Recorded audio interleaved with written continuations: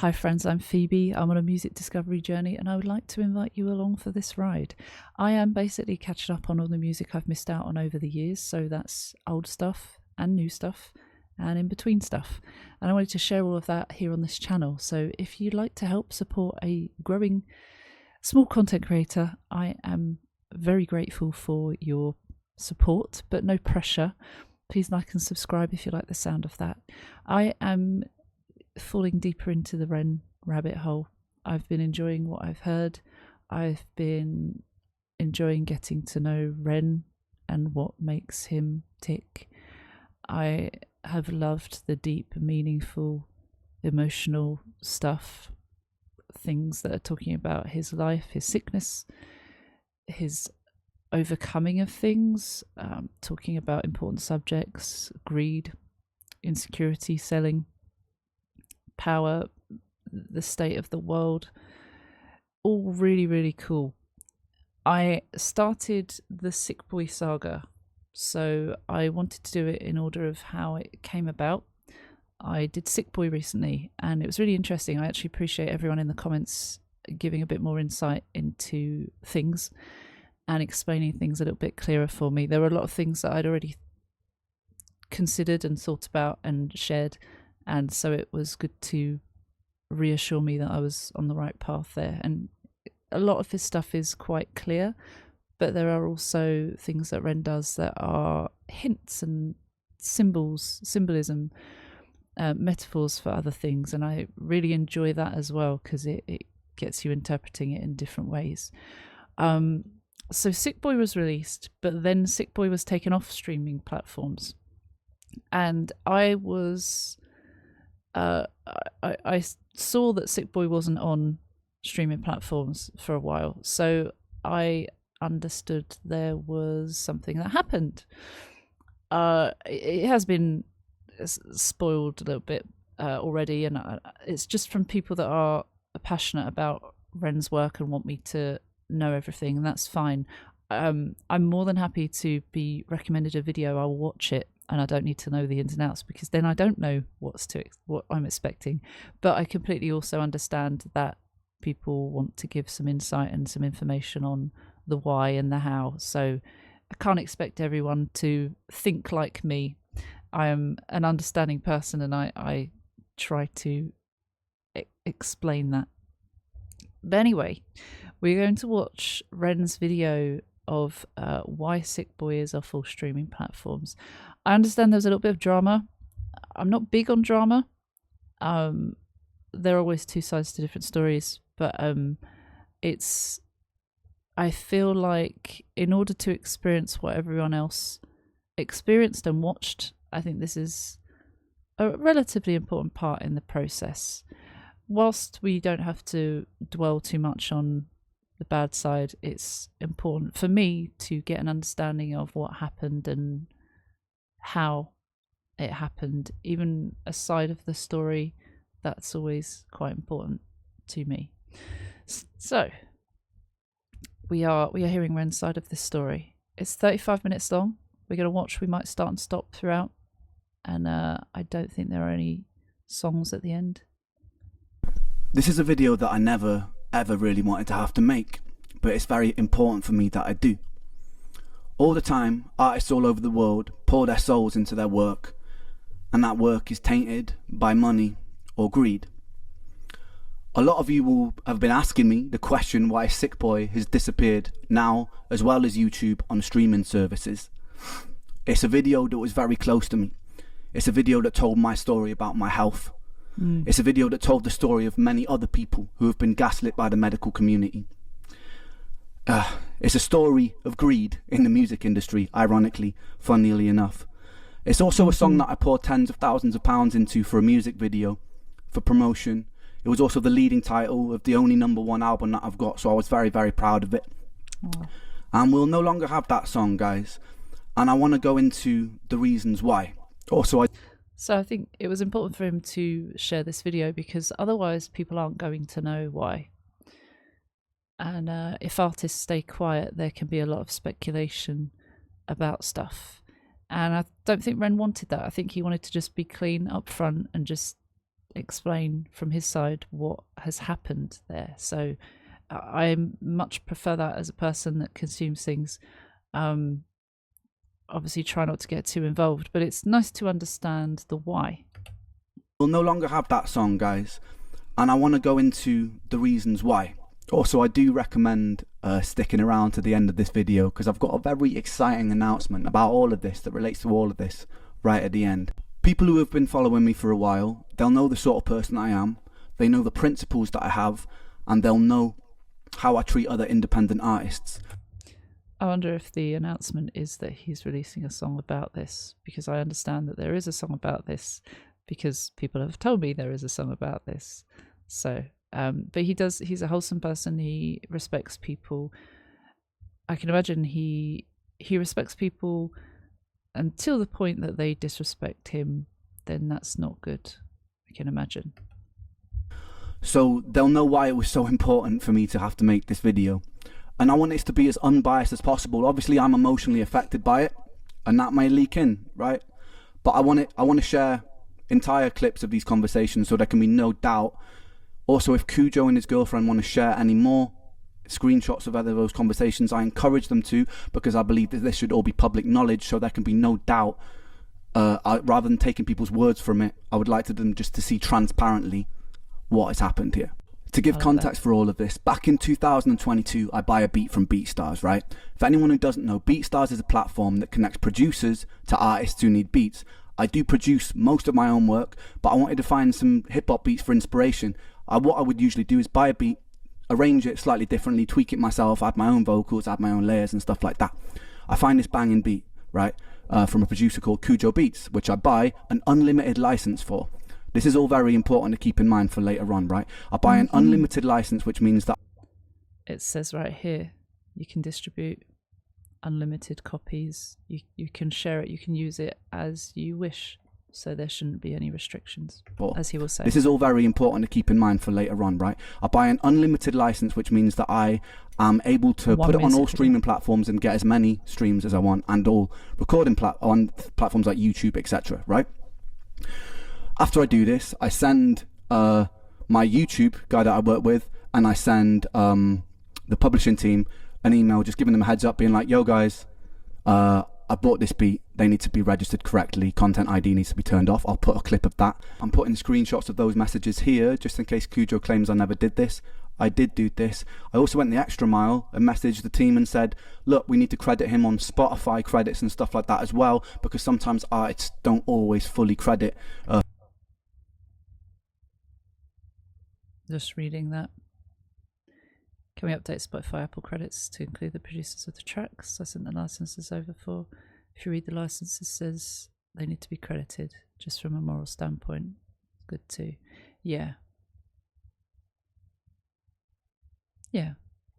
That's usually what you do when you use someone's work. You credit them, just like I do in my videos. Like, it's a respectful thing, but it's also, you know, you're using that as part of your content. You shouldn't display it or give the impression that it was your own work, because it's not. Spotify credits and stuff like that as well, because sometimes artists don't always fully credit producers. I think that I forgot to do it in the YouTube description for like the first month or two, and then I updated it, and then he was fully credited the whole time, right? That was just a lapse, because there was a lot going on. I was in Canada treating and stuff. But anyway, he was credited fully, like, very soon in. So that could be, there could be thoughts on that. That it's an accident, of course, but it might be like, oh no, that wasn't good. But when it was realised, he fixed it, and I think that is a good move. Obviously, knowing and not putting it in there. Refusing to put it in there is a sinister thing. That's what he's done. Doesn't come across as sinister, at least to me in my eyes. I was in Canada treating and stuff. But anyway, he was credited fully, like, very soon in, everywhere. And as far as I was aware, registered everywhere. So I don't think anything of it, right? Also, in the BeatStars contract, it says very clearly that the person selling you the beat has to own the beat. And if there are any elements of the beat that he doesn't own, he has to let you know. He has to own the beat.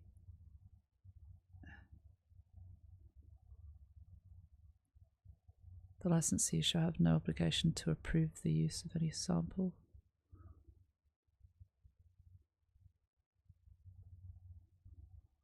And if there are any elements of the beat that he doesn't own, he has to let you know. This is very important to remember for what is to follow as well, right? Oh no, so was it not Kujo's own beat? He doesn't own, he has to let you know. This is very important to remember for what is to follow as well, right? So yeah, I think there's no problems. I buy the beat. I record a song. This is before things have blown up with my music, so I'm still pretty underground artist at this point. I record the track, put it out. I even get a message from him at some point, which is also important to remember because of the hypocrisy of this whole situation. Just like, wicked, I love the track. Okay? Remember that too. Before I begin, I just want to add this. I have no problem with BeatStars. I think they're a very innovative company who actually help people make art, which I'm very, very passionate about. I think the contracts and the things you're getting into could be clearer, because we're now in a situation negotiating older tracks bought from BeatStars. I would love to talk to the if anyone from there is watching, I imagine they will be at some point. I would love to talk to the CEO, founder of BeatStars, face to face, just because I want to understand how something like this could have happened. And yeah, it does feel. Obviously, we're going to listen to this whole thing, but to just give my assumption of what is to come, the stuff on BeatStars might not be fully what it says it is, and that's gonna cause a whole lot of grey area for, like he says, existing stuff that people have bought that believe to be owned in the right ways and sold in the right ways, but it doesn't seem like this is gonna go that way.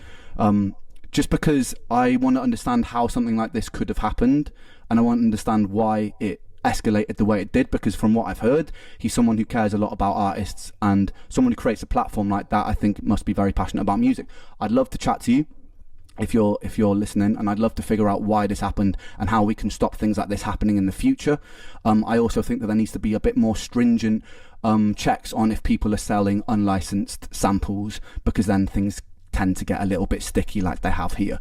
Anyway, that's it. I have no problem with BeatStars, because I'm not interested in going to war with them, because I think that it's really cool that there's a platform like that exists for artists and producers to be connected. Just thought I'd put that out there and make that clear. Right, so I arrived... Sorry, I shouldn't speak over him. Use it correctly. If it's a platform for what it says it is, it should be used correctly by the people that use it. So I think it's just being misused by people. And producers to be connected. Just thought I'd put that out there and make that clear. Right, so I arrive home from Canada after a 1.5 year long treatment of treating brain damage and autoimmunity, which a lot of you will know if you've been following my journey. And I'm expecting a nice 2 weeks with my mates before I do my first ever solo show in 5 years because of my health. So I'm just like, I want a nice chill time. I want to be able to focus on rehearsing and stuff. Very early on, I wake up to a message saying, yo, your song Sick Boy has been taken down. So I look at it, and sure enough, it's been copyright striked from this guy KUJOBEATS' channel. And initially I'm like, oh, this just must be some automatic fuck up. So like, I don't take it too seriously. I send him a message like, yo, there must have been a technical error or something here. No response for 2 days. So I'm like, what's going on? So I check his channel, and then I see a comment of that beat that he licensed me, and I see a comment that's like, Ren has left me no choice. I'm sorry that I had to do this. And I'm like, okay, so this was intentional. Like, what? Like, the last conversation I had with this guy was months ago, with him being like, yo, big up your work, it's sick. That's nuts. Also, I'm sure I just saw an orb up here. But also, yeah, focusing on this ADHD, that is confusing. That is confusing that there are mixed messages here.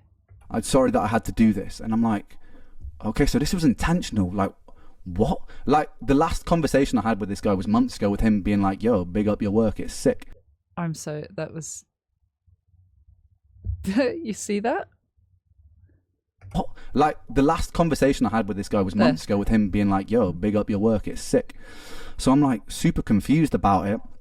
So I sent him another email like, dude, what's going on?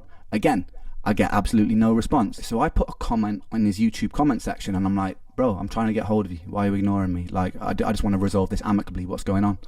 Finally, I get a response on Instagram. So he's sent a few bits here. Wanting to understand what's going on in the dispute. Thought you'd been credited fairly everywhere. If you hadn't been, it's totally my bad. I was going through brain damage treatment at the time you messaged, but I thought I'd update it correctly.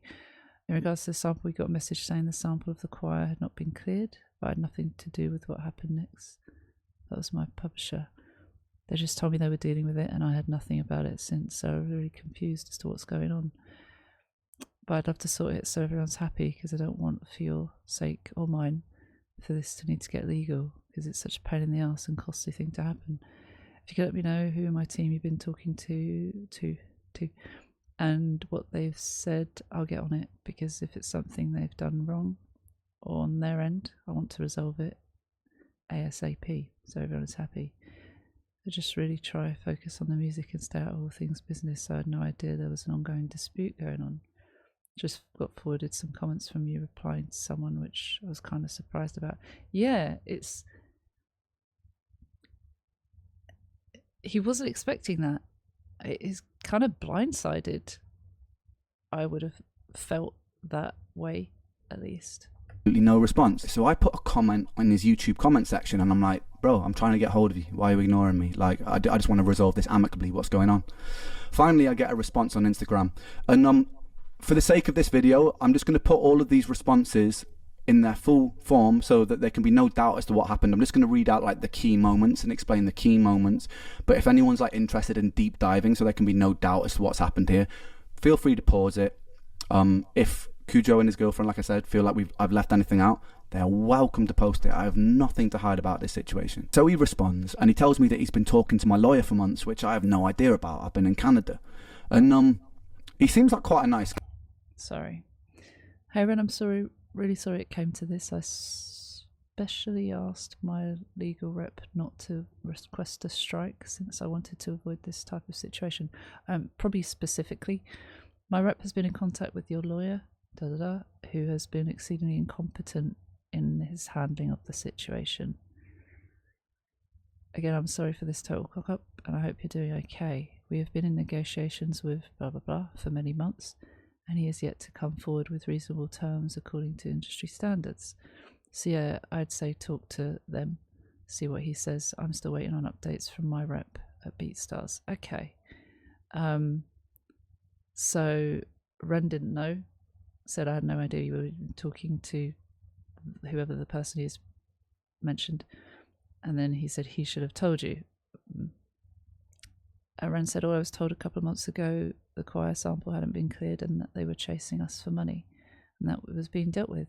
So I just figured it was being sorted behind the scenes. That's why this has all been so surprising. Then Kujo said, all I was told was that a couple... Oh no, sorry, he's replying to that message. I was also made aware of that, and I'm sorry it caused you trouble. Yeah, man, sorry if this caught you off guard. For months, which I have no idea about. I've been in Canada, and he seems like quite a nice guy initially, so I'm like, okay, maybe this has all just been a misunderstanding. I remember even saying to like Connor and that, I was like, this has probably just been a misunderstanding and something's gone wrong here. Don't worry, seems like you're all right, dude. We will sort this out. But then after that little exchange, I noticed a comment in the YouTube comment section on his video saying that I'm lying about the situation. It's all coming from Ren, Sick Boy. I've waited over a year for Ren and his team to follow the terms of the contract they signed for this beat. During this whole period, I've not issued any strikes with the faith that they would make things right. I asked my legal rep not to issue strikes initially, as I'd hoped Ren and his team would do the right thing. Unfortunately, they have delayed and avoided providing any reasonable terms to my team with shamefully long periods of silence. Respect the terms of the contract, don't spread any misinformation, don't lie. I wonder if, however they were trying to contact Ren or Ren's team, perhaps they weren't getting a response there. Maybe that's why he's saying this, but there has been contact in other forms, so seems strange to post that. From what I gather, if Ren has been trying to contact him for a while and apparently he'd been speaking to someone else. I don't know what Kujo has said on his side other than this. So in here, he's saying that he waited over a year. Did they just put something out and not follow it up? Did they chase it? That's another thing that you would want to know the information for before making a judgment or, you know, assumption, because some things get lost, and if you don't follow them up and just expect people to know, that might not happen if it has been lost. But also it could be that they've not followed up or not responded to whatever it was initially. Just don't know.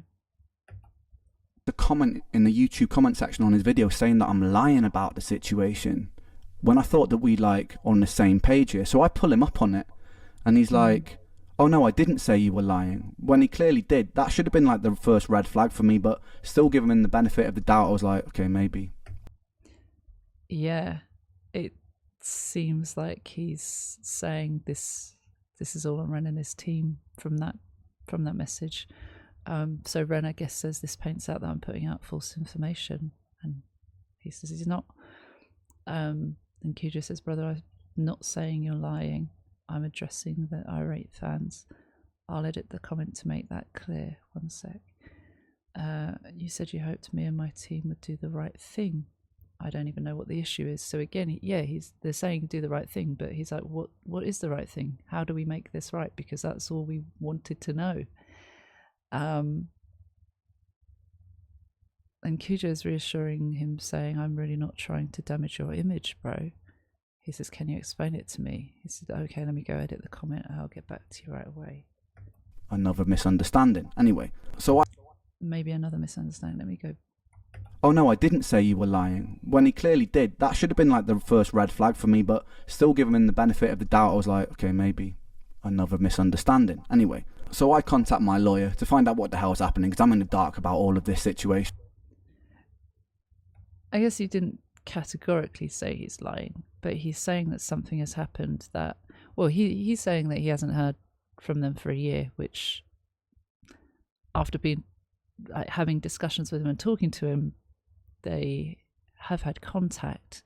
Whether it's a contact he wants it's not made that clear. So yeah, obviously Ren's taken that as he's saying he's lying, and even if he hasn't specifically said that, it can make people think that. So that in these situations you have to be really clear in all stages what you want, what you need to come of this, how you're going to sort it out, what's been said, what hasn't been said, rather than a bit more vague or not directly what has happened. Certain things can make people look bad if you don't word them in the right way. We can't all expect to know how others would like us to word things, of course, but yeah. Anyway, so I contact my lawyer to find out what the hell's happening, because I'm in the dark about all of this situation, and he explains to me that I've been sold a beat with a stolen sample, with an unlicensed sample, and that the Bulgarian choir sample owners had chased him and gone, look, you've used this beat without permission, you've used this sample without permission, and so you need to give us 50% of the publishing split. And what my lawyer's done, because we were sold a beat in good faith and it wasn't actually cleared, he's reached out to Kujo and gone, look, I think you need to absorb this for selling this in bad faith, basically. And they've gone, no, we're not going to absorb that. And then it's escalated, and I think because my lawyer was being slightly slow with the responses, they also, keep in mind, I don't know any of this is happening right now. To get my attention, they issue a copyright strike on the video, which affects my YouTube channel, by the way, and the video gets taken down as a form of leverage, which is... Yeah, copyright strikes are really serious. You get 3 and your channel is gone. It's really harmful. Rather than going about a route where you can agree something, there are many other ways to resolve something like that. Or yeah, issuing a copyright strike is damaging to a channel, and you would hope that that's done as a last resort, but there are big corporations doing that, and it's not good, especially when the lines of communication were open in other forms. So it doesn't feel good. If they were struggling to get contact, then as a last resort you would think that would be done. Also, the fact that he bought this beat in good faith, thinking it was something that he could use, and as per what it seems like we see is that it allows him to have unlimited uses for one track. They are now saying they want to take 50% of earnings or something like that from it. So now they are saying something that I would assume is slightly different to the original terms, which Ren and his team, I imagine, this is not for sure, but I imagine they would have every right to refuse that, because they've done what they should have done. It would be completely... it would feel to me like being walked over if someone then demanded 50% of the earnings when that wasn't agreed. But I don't know the real details of the contract there. As far as we can see, it seems like that is the case. They issue a copyright strike on the video, which affects my YouTube channel, by the way, and the video gets taken down as a form of leverage, which is a bizarre way of dealing with things, I think, because it would have been a good idea to contact me, maybe, like anyone first, if this was getting so like blown up. Like maybe the lawyers, maybe Kujo could have actually reached out to me, the artist. Nobody did. So I found that a bit bizarre. Any fucking way. Then I read another comment that Kujo's posted, calling me a coward to pay the royalties he's owed, and I'm like, what?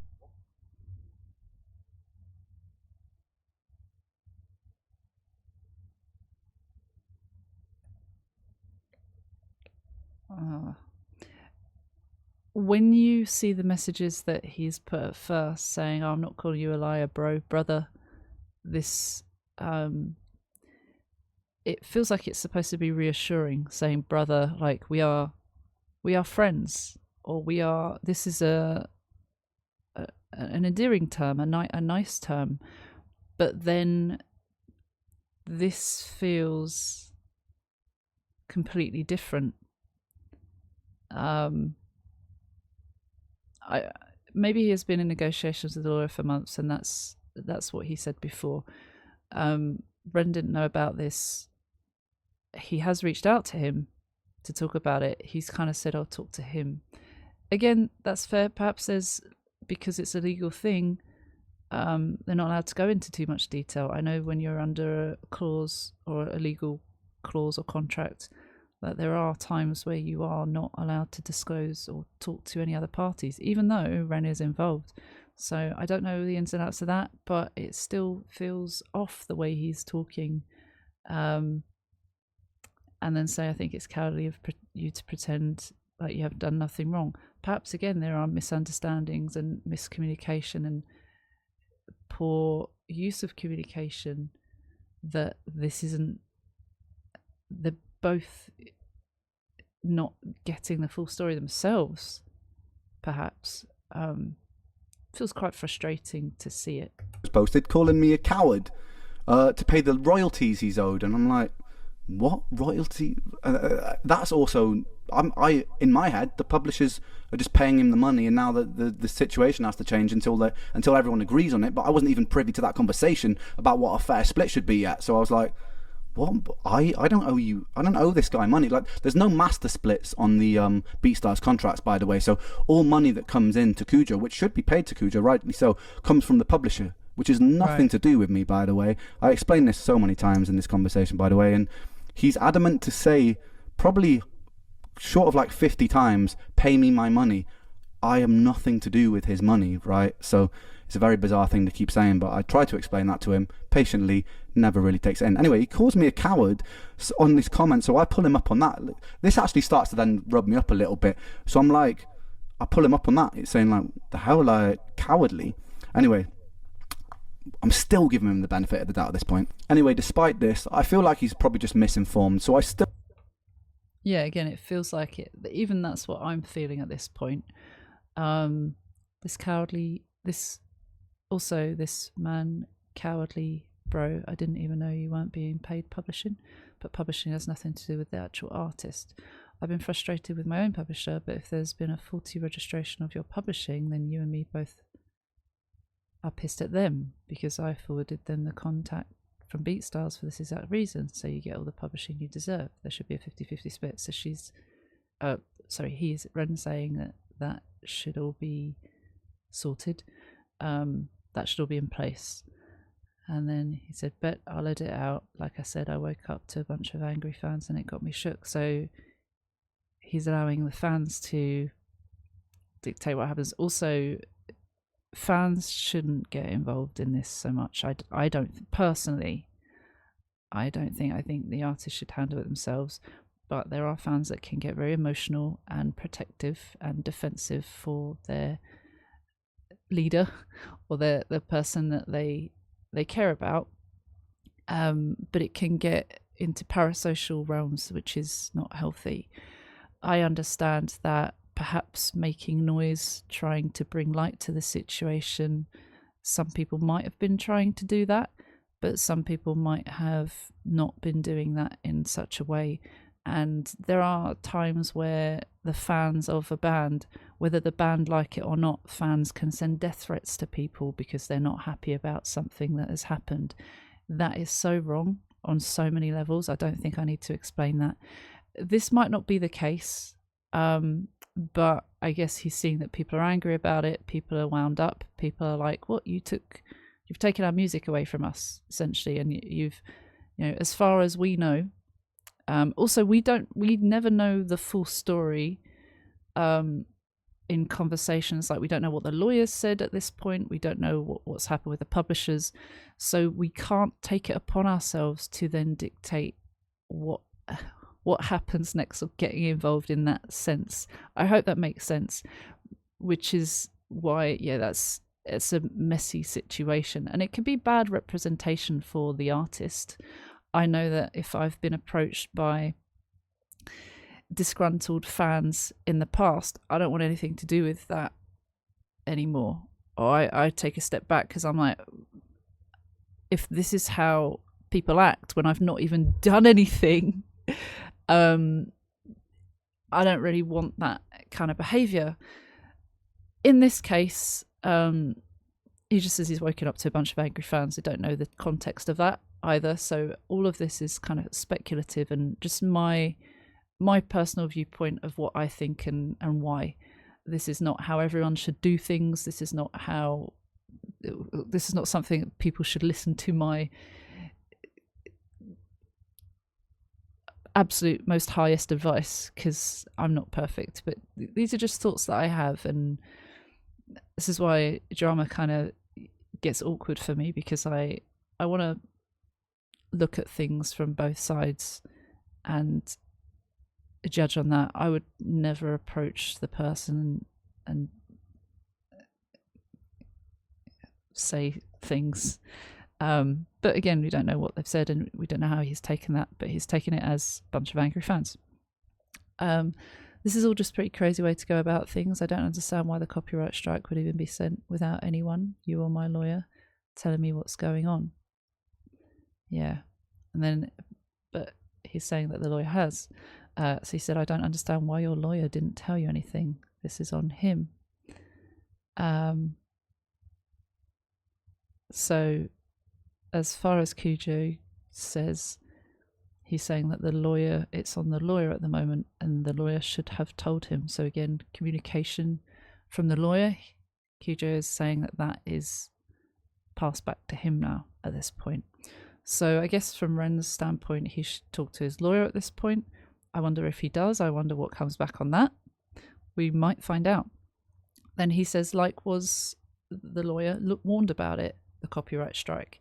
And he says, dude, my legal rep has been talking to lawyer for months, literally months. There's not a yes or no answer there. It could still mean yes. Yes, he has, because he's been talking to my lawyer for months, my legal rep. But it doesn't categorically say yes.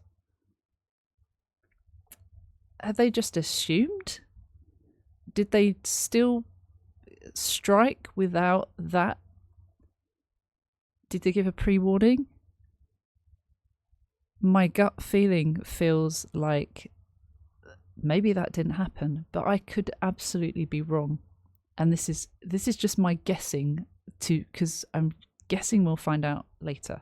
Pull him up on that. It's saying, like, the hell, like, cowardly. Anyway, I'm still giving him the benefit of the doubt at this point. Anyway, despite this, I feel like he's probably just misinformed, so I still take his side on it, and I go on to reassure him he'll get paid his publishing money, because I want him to get paid his publishing money. Yeah.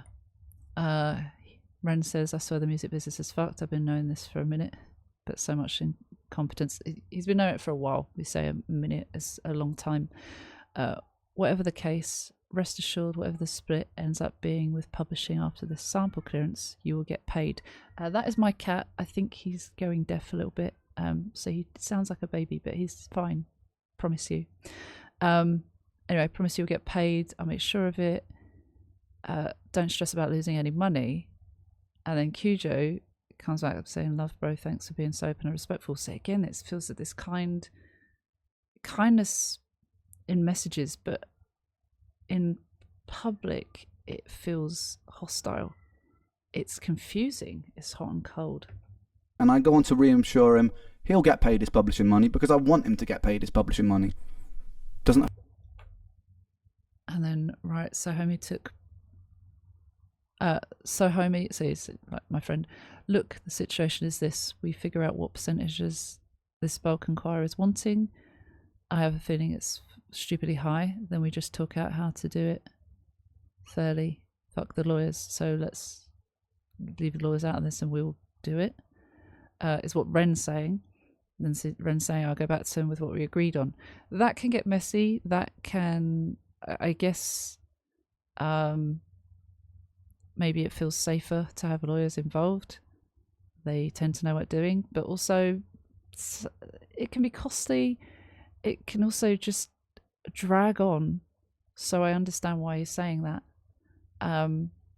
Kujo is actually responding saying, I prefer to let my guy at BeatStars handle the legal stuff since I'm the beat maker, not a negotiator. So it's not in his remit and he doesn't feel comfortable doing that. That is also fair. And absolutely, I would, depending on the situation, you would have to consider that. I have no idea what's fair and what isn't fair. I guess it depends on what it is. Morally, for me, if I just wanted, to clear the air and I didn't want all the legal stuff that might feel unnecessary to me, I would rather settle it outside of getting legal people involved. Just like in any disagreement I have with friends, family, loved ones, I don't get legal people involved. It's time consuming and unnecessary for me. I would feel the same in this situation. I'd feel like we could just settle this. But I understand that some people don't want to do that. So we have to respect that. Ren says, okay, totally fair enough. Kujo says, if you like, I can give you his contact info, then you could talk to him direct. Ren says, I just want to understand why that isn't clear in the contract. Yeah. Sure him he'll get paid his publishing money, because I want him to get paid his publishing money. Doesn't affect me in any way. So I was like, yeah, I'll chase it up for you. I let him know that I'm happy to split publishing if there's a bit of a grey area, and I'm kind of reassuring him. It's really important to remember this, by the way, guys, because some of the lies that are posted later make me out to be really unreasonable. So I'm like, yo, if there's some simple mistake, let's split the publishing. It's cool. All I want to know, which nobody's telling me, is were you legally obliged to either inform me or clear the sample before I bought it? If yes, you should cover publishing. If no, let's just split the publishing equally on whatever share is left over after the guys chasing the sample have their share there. Kujo's liked that and seems probably in agreement, or it sounds that's fair, because it seems like he wasn't clearing the sample. It wasn't his own sample that he was selling. He was selling a sample with a Balkan choir. Then Ren said to me, "That's not rocket science, but no one can give me a clear answer." That's all you want in this situation. Also, what I still totally don't understand is why was there a copyright strike on a YouTube video which has absolutely nothing to do with publishing? Because whether that was you or your representatives, that's a really fucking weird thing to do. That's harmed my own work. It's made it clear the detrimental effect that has on his stuff. I don't care about whatever the splits end up being. All I care about is what is legally right or wrong here. So I don't understand why no one could give me an answer. It's so simple to me. It feels frustrating. I'm happy to do that. Yeah. Anyway, so he comes back to me and lies more. He says, it's always up to the performer to clear the sample. It's up. But if you're selling a sample, only you know if it's clear to use in other work, right? Like I said, on BeatStars it says there's a sample contained in the beat.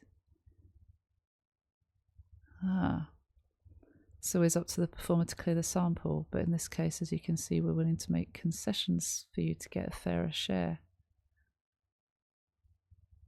So he's not taking ownership of that. In fact, he's saying that apparently it says there's a sample contained in the beat. So does that mean that when Ren bought it, he didn't read that part, the even finer print, which is kind of strange. If BeatStars is there to provide samples to use and offers an unlimited license to use for those beats, why would anyone be sharing stuff that cannot be used with an unlimited license? Also, what I still totally don't understand is why... Oh, so when Ren asked... Sorry, I'm realising when he says replied, that's following Ren's message. So when Ren was questioning the copyright strike, Kujo said, "I was under the impression that you would have received a warning. I had no idea that the video would be completely taken down." Right. The reason a strike was issued is because your rep was dragging his feet and playing games with us, and it seemed our only possible negotiation tactic to get a response, which... like I was saying, it feels like a last resort, which Ren would probably say again as well. That is something that you should do when you've had no luck anywhere else. It seems like this is what they're saying has happened. Nobody got in touch directly with Ren at this point, and perhaps they thought they didn't need to.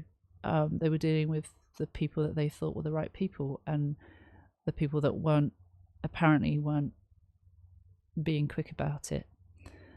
Keep in mind, we all thought you were in the loop. So under Kujo's belief, he thought Ren knew all of this. I've been in the industry for over 7 years, and it's not the first time I've had to deal with this type of situation. Please excuse my initial lack of faith. Like, I don't want to sound like a CUNT, but if everyone was paying me correctly, I would still be posting on YouTube and BeatStars and making music full time.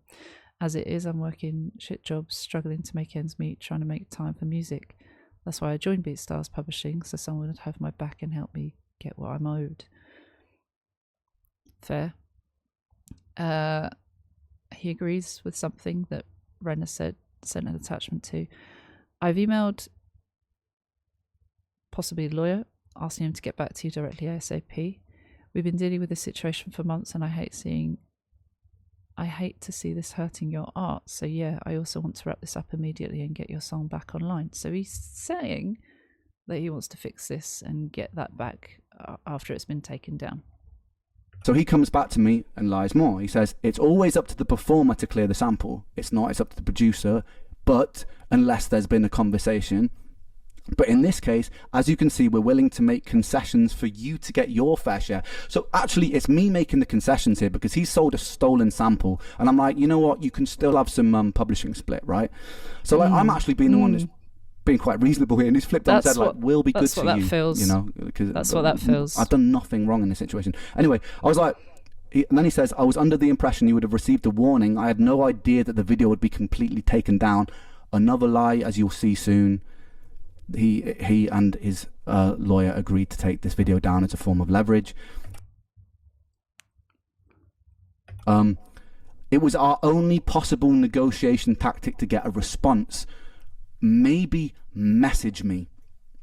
They're scratching their head. How can we get a response? Okay, we'll take his video down, issue a copyright strike, which also, I didn't actually violate the contract. Not intentionally. So that can be, when you said not intentionally, obviously he's under the belief that he hasn't violated it, and intentionally he hasn't, but that could be the tricky part. Just saying, like, if we're gonna be pedantic about it, or if we're gonna check every detail, not to his knowledge, but did that happen and he wasn't aware? Yeah, it's tricky. It's a messy situation, and a small slip up can be really detrimental, and it's such a pain. Like, it's not a fun thing to deal with at all. I think different people will deal with things in different ways, and it feels very messy for sure. If it was a slip up, you would hope that it can be amicably resolved. This to and froing, this accusations, and using it, take down a strike as a tactic to get attention. I don't know. Not intentionally. So the only possible tactic, dude, message me, send me an email. Like, you've messaged me before to tell me that you love my work, so like, send me an email about this. Anyway, he says he also wants to wrap it up immediately and get the song back online. Another lie, as you will see later on, because he decides to stick to his guns and use the video as leverage. Anyway, the plot thickens. I get an email from their lawyer, and I'm not going to share it in case they start claiming I'm sharing things I'm not supposed to. But I get an email, and it says, on top of the publishing split, they want a £3,000 payment, right? They want a 15% retroactive split of the master, which has nothing to do with publishing, which means like 15% of everything the song has ever made since it came out.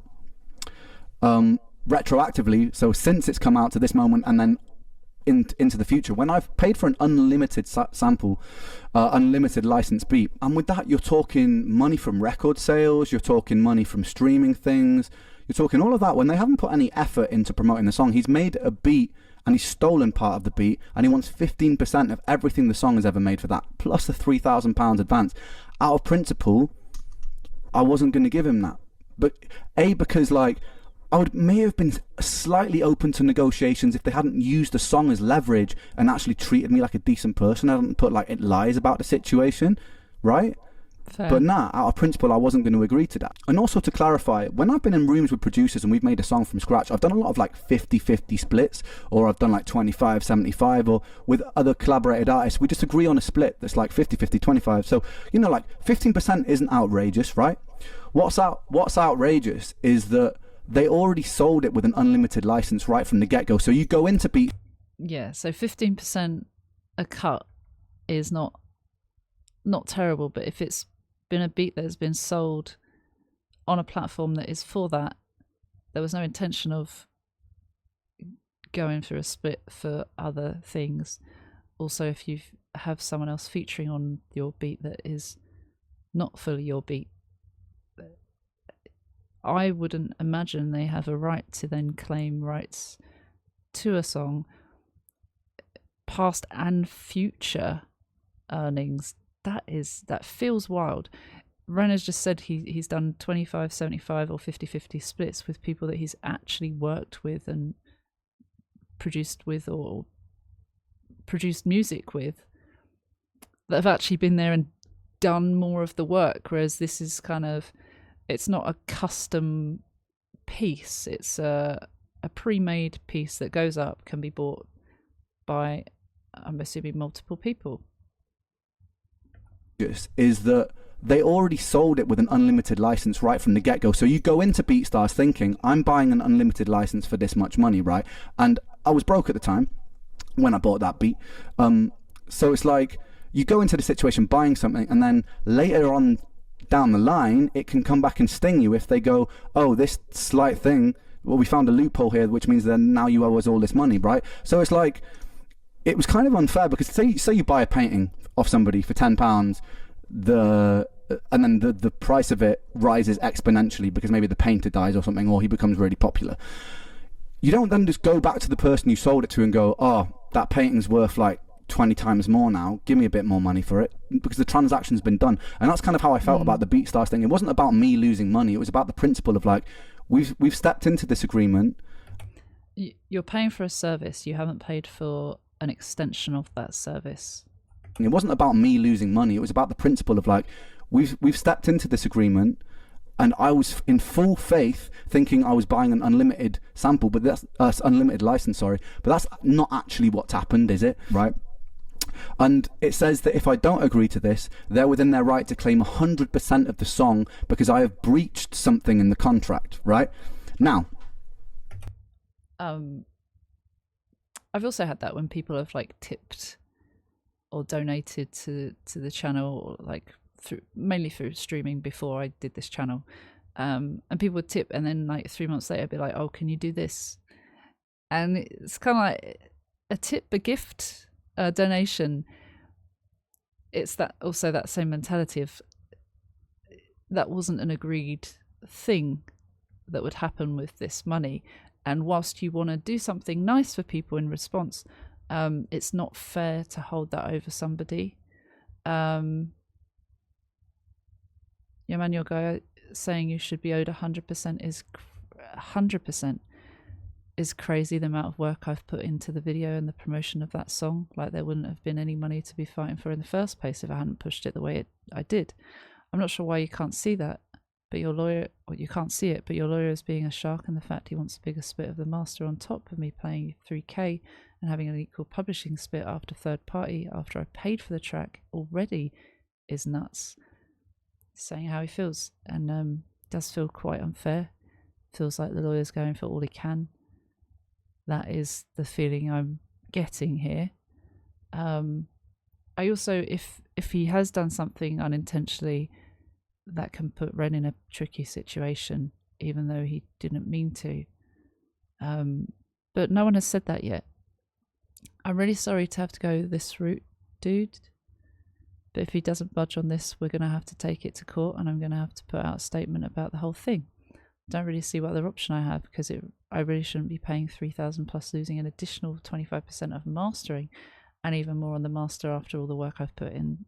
This is insanity to me. If we had shared an equal cost of making the music video, promoting the track, building a career, selling the record, sure, yeah, there's so much that goes into this. Producing a beat, there is a lot that goes into that as well. But in comparison, Ren is literally pulling so many strings together, juggling so many plates, and it's not equal to that of the energy that's gone in from a sample that he's bought, that was sold as a sample to use as a sample for the way that it seems he has used it. But if you're talking like tens of thousands of dollars and months of work there, but you're talking like tens of thousands of dollars and months of work there, and I'm not asking you for that. I get that you made the beat, but I actually put a fair bit of work into the arrangement and writing the vocals after the fact, which you can clearly hear. But then beyond that, spent so much of my own money to even make the track successful after years and years of building a following. Exactly. Who meant that there was even an audience for this in the first place, correct? I want you to be paid for your work, but dude, this is insanity. Surely you can see that. It's not fair. It doesn't feel fair. Threats to claim 100% of this song from your lawyer is kind of insulting after I offered to pay you the money out of my own pocket. When you think about who has arranged the song, who has done vocals for the song, who has put a lot of thought and effort into the song, it's Ren. If you think about who has contributed a percentage of the song, it's Kujo. That certainly isn't 100% of effort there. It's quite straightforward.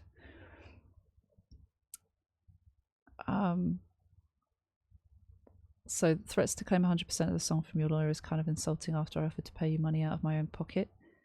He wants the legal people to get involved, Kujo does. So, but Ren is, Ren believes he's doing something nice, and it does feel nice. It feels morally more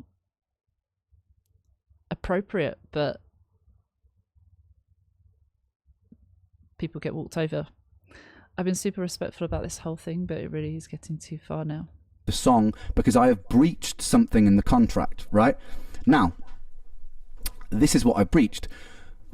Okay, so we'll go back a sec. But that's not actually what's happened, is it? Right?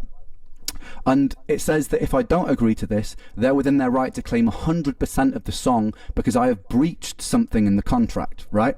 Now, this is what I breached. Apparently, content ID was turned on the track, okay, on YouTube. As you'll see from my earlier on in this video, I actually specifically requested content ID was turned off, and my YouTube guide did turn it off.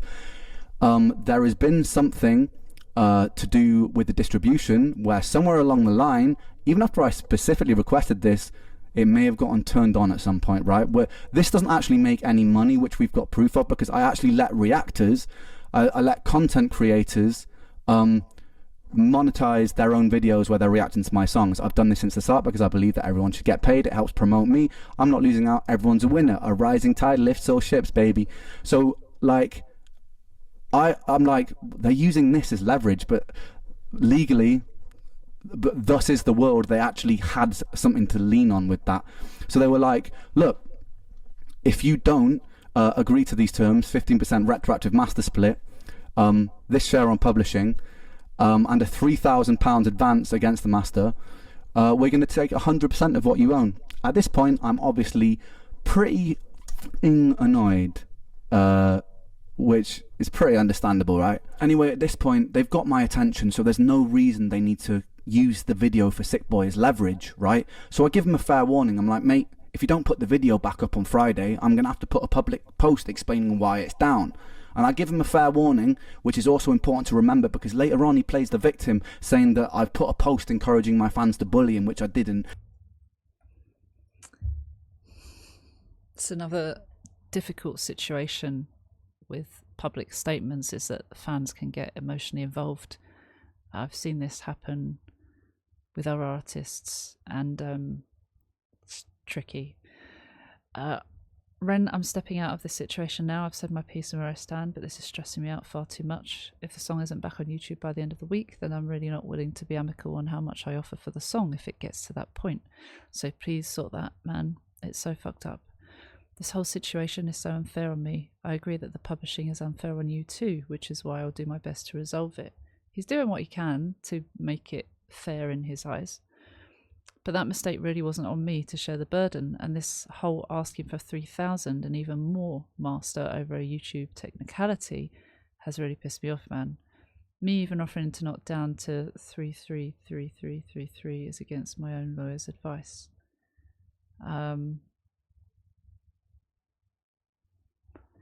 Giving it till Friday for Sick Boy to be up, then I'll make a public post explaining why it's not. I'm stepping away from this. The video doesn't need to be part of the discussions. It should still be up. But if this isn't resolved by then, I'm explaining to the world honestly why.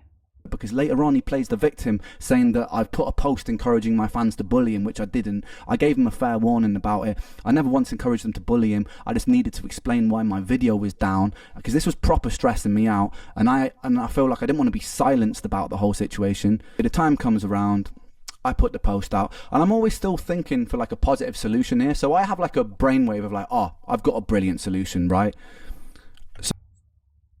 I might have a creative solution. I don't believe in looking back, and if I have to record all these tracks with BeatStars and this ends up being war, it's going to be a real pain in the ass. The issue here as I see it is you feel you've been treated unfairly by the whole publishing situation. I agree. I feel like I've been treated really unfairly by the fact that my own video I poured myself into is being used as leverage, and that original agreement isn't honoured because someone who wasn't even me fucked up. when it's only me who gets stung financially. Basically, both of us have been fucked here, right? How about this? We figure out how to make this right with the publishing for Sick Boy. Got an amazing way to get a fuckload more public sympathy and support, make money and subscribers, and cut out the greedy middleman, because people are already so emotional about this. That is true. That is true. Maybe using it for the greater good, for the good, turning it into a positive. At the heart of this is that you are a sick producer and I'm successful because I pour myself into this shit, right? He's thinking of a piece of work that they can actually do together, I think. Yes, it's right there in front of me. We make a track together, independent of BeatStars, independent of anyone else, simple contract, 50-50 split, something that bangs, and the narrative to put out publicly that this is a middle finger to the industry. It's a naturally great idea. You would hope that anyone would come up with that. It seems like the right way forward. You don't have to be so vocal about that part, because I don't want you to damage your relationship with your distribution platform. What that's going to do is, in turn, all this frustration my fans have at the situation into a lot of public support. Yeah. You're going to be seen as a champ for doing the right thing and get a bunch of new subs and clients. I can breathe knowing I'm not going through all this fucking bullshit anymore. And we have a banging song that will make us both cash. Why not? So I approach him and I'm like, dude, look, I know that things got complicated here, but out of principle, I don't really want to budge on the master split for this thing, but I've got a much better idea. Because a lot of my fan base are like now giving him, because I put the public post out, a lot of my fan base is giving him grief, and I'm like, you know what? I want this guy's life to get ruined because of this. Like, despite how frustrated it's made me. Really think hard about it. Also, if you draft a contract, it'll be super simple. 50% on publishing, 50% on the master. I'm going to tell my publishers, because of this situation, I don't want them touching it at all. We'll make sure everything is registered, legit, how I even drop it through a distributor like TuneCore, so we both know the splits are there from the get-go, so it's being paid direct from them to us, so that there can be no doubt we're making money on it. I can imagine Kujo doesn't want to do that, or maybe he just doesn't respond. Maybe is uncomfortable or doesn't know what to do, and maybe gets legal advice and they say don't do it, which would be a shame. But I haven't seen any work come from both of them since, so I'm guessing that didn't happen, but I might be wrong. The best outcome of that situation is you get literally tens of thousands of people that will be championing you on that, which even after the cash from the streams would have a huge positive knock-on effect. Literally the only thing I want to return for all that is that we stick to the principle of an original agreement. Whatever happened with this content ID thing, that has nothing to do with the stream count or how big the song has gotten. I looked over the contract carefully, and no matter how many streams that song gets, the contract would have stayed the same. In an absolutely ideal world, I'd love to take that contract out of the hands of BeatStars too, so whatever happens with the publishing goes direct to you. But I'm not sure what the score is there with your agreements with them. Yeah, he can't dictate that because it's not his agreement to get involved in, really. Also, the 50% split on the master of the new song is to show you this was never about money for me. It was about the right thing. I think if we work on a fucking insane beat and delivery, the new one could potentially be even bigger than Sick Boy, especially with how charged people get over this. Oh, people are over this now. I don't want this guy to get ruined. I don't want him to get abused about it. I just wanted to get the song back. That was the thing. So like, I sent him a message. I'm like, dude, look, I thought of a thing, because I am a man of principle. I didn't want to bend to threats and stuff about the song being claimed 100%. So I'm like, I've got a much better idea. Let's make a song. We'll split it 50-50 down the middle. Master, publishing, everything. A song from scratch. Then if we do that way, it'll be like a fuck you to the industry. Yeah, you and me on a track. You'll make way more money this way because it's 50-50. You'll also get my fan base on your side. It's going to be a great thing, because I'm always like, I want to look forward. I don't want to look backwards. I don't want to look at all these things that happened in the past. I'm like, this is actually going to make him even more. And he rejected it. He turned it down, which I still think to this day is a bit of a silly move given what happened and what happened next. But it's a shame. Obviously, Kujo has every right to accept or refuse. Whether Ren wants him to or not, it's completely up to him. But yeah, it does feel like at least quite an amicable step. Kujo says, I find it hard to envision working on another song until this current situation is sorted. That's understandable. That's fair enough. I work another job on the side, so I don't really have time to read through all this right now and give you a satisfactory answer at the moment. Fair again, it's quite a lot to read. I will reiterate that All I want is a fair conclusion for both of us. What that means is different for different people. By the way, fair. I don't want to bleed you dry or ask for anything that I'm not owed. I respect you and what you have accomplished with your work. I've always treated every artist I've ever worked with more than fairly, and I've always asked independent artists, who granted have much bigger challenge, for less than my due. Dragging this out only profits your lawyer, since my representative is employed by BeatStars, not directly by me. Complications and misunderstandings only profit your lawyer, not you or me or anyone in my team. This whole situation is hurting you and your image because you have so much more to lose than me, so I wish we could have kept this private.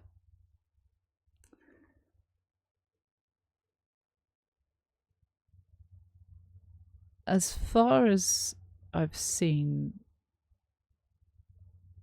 it hasn't been private from Kujo's side either, but wasn't he making comments publicly before Ren? I don't know. I don't know the true story. I just hear this from Ren's side so far. I feel for you, Ren, I really do. I think it's also fair to say that the details of these negotiations far surpass our comprehension, as we're merely artists and have no background in law. That's understandable. And again, I guess what we see as humans, what we see as fair, might differ from person to person. I guess with law and a legal representative, they should hopefully be able to assess what is fair. But again, doesn't that depend on the lawyer?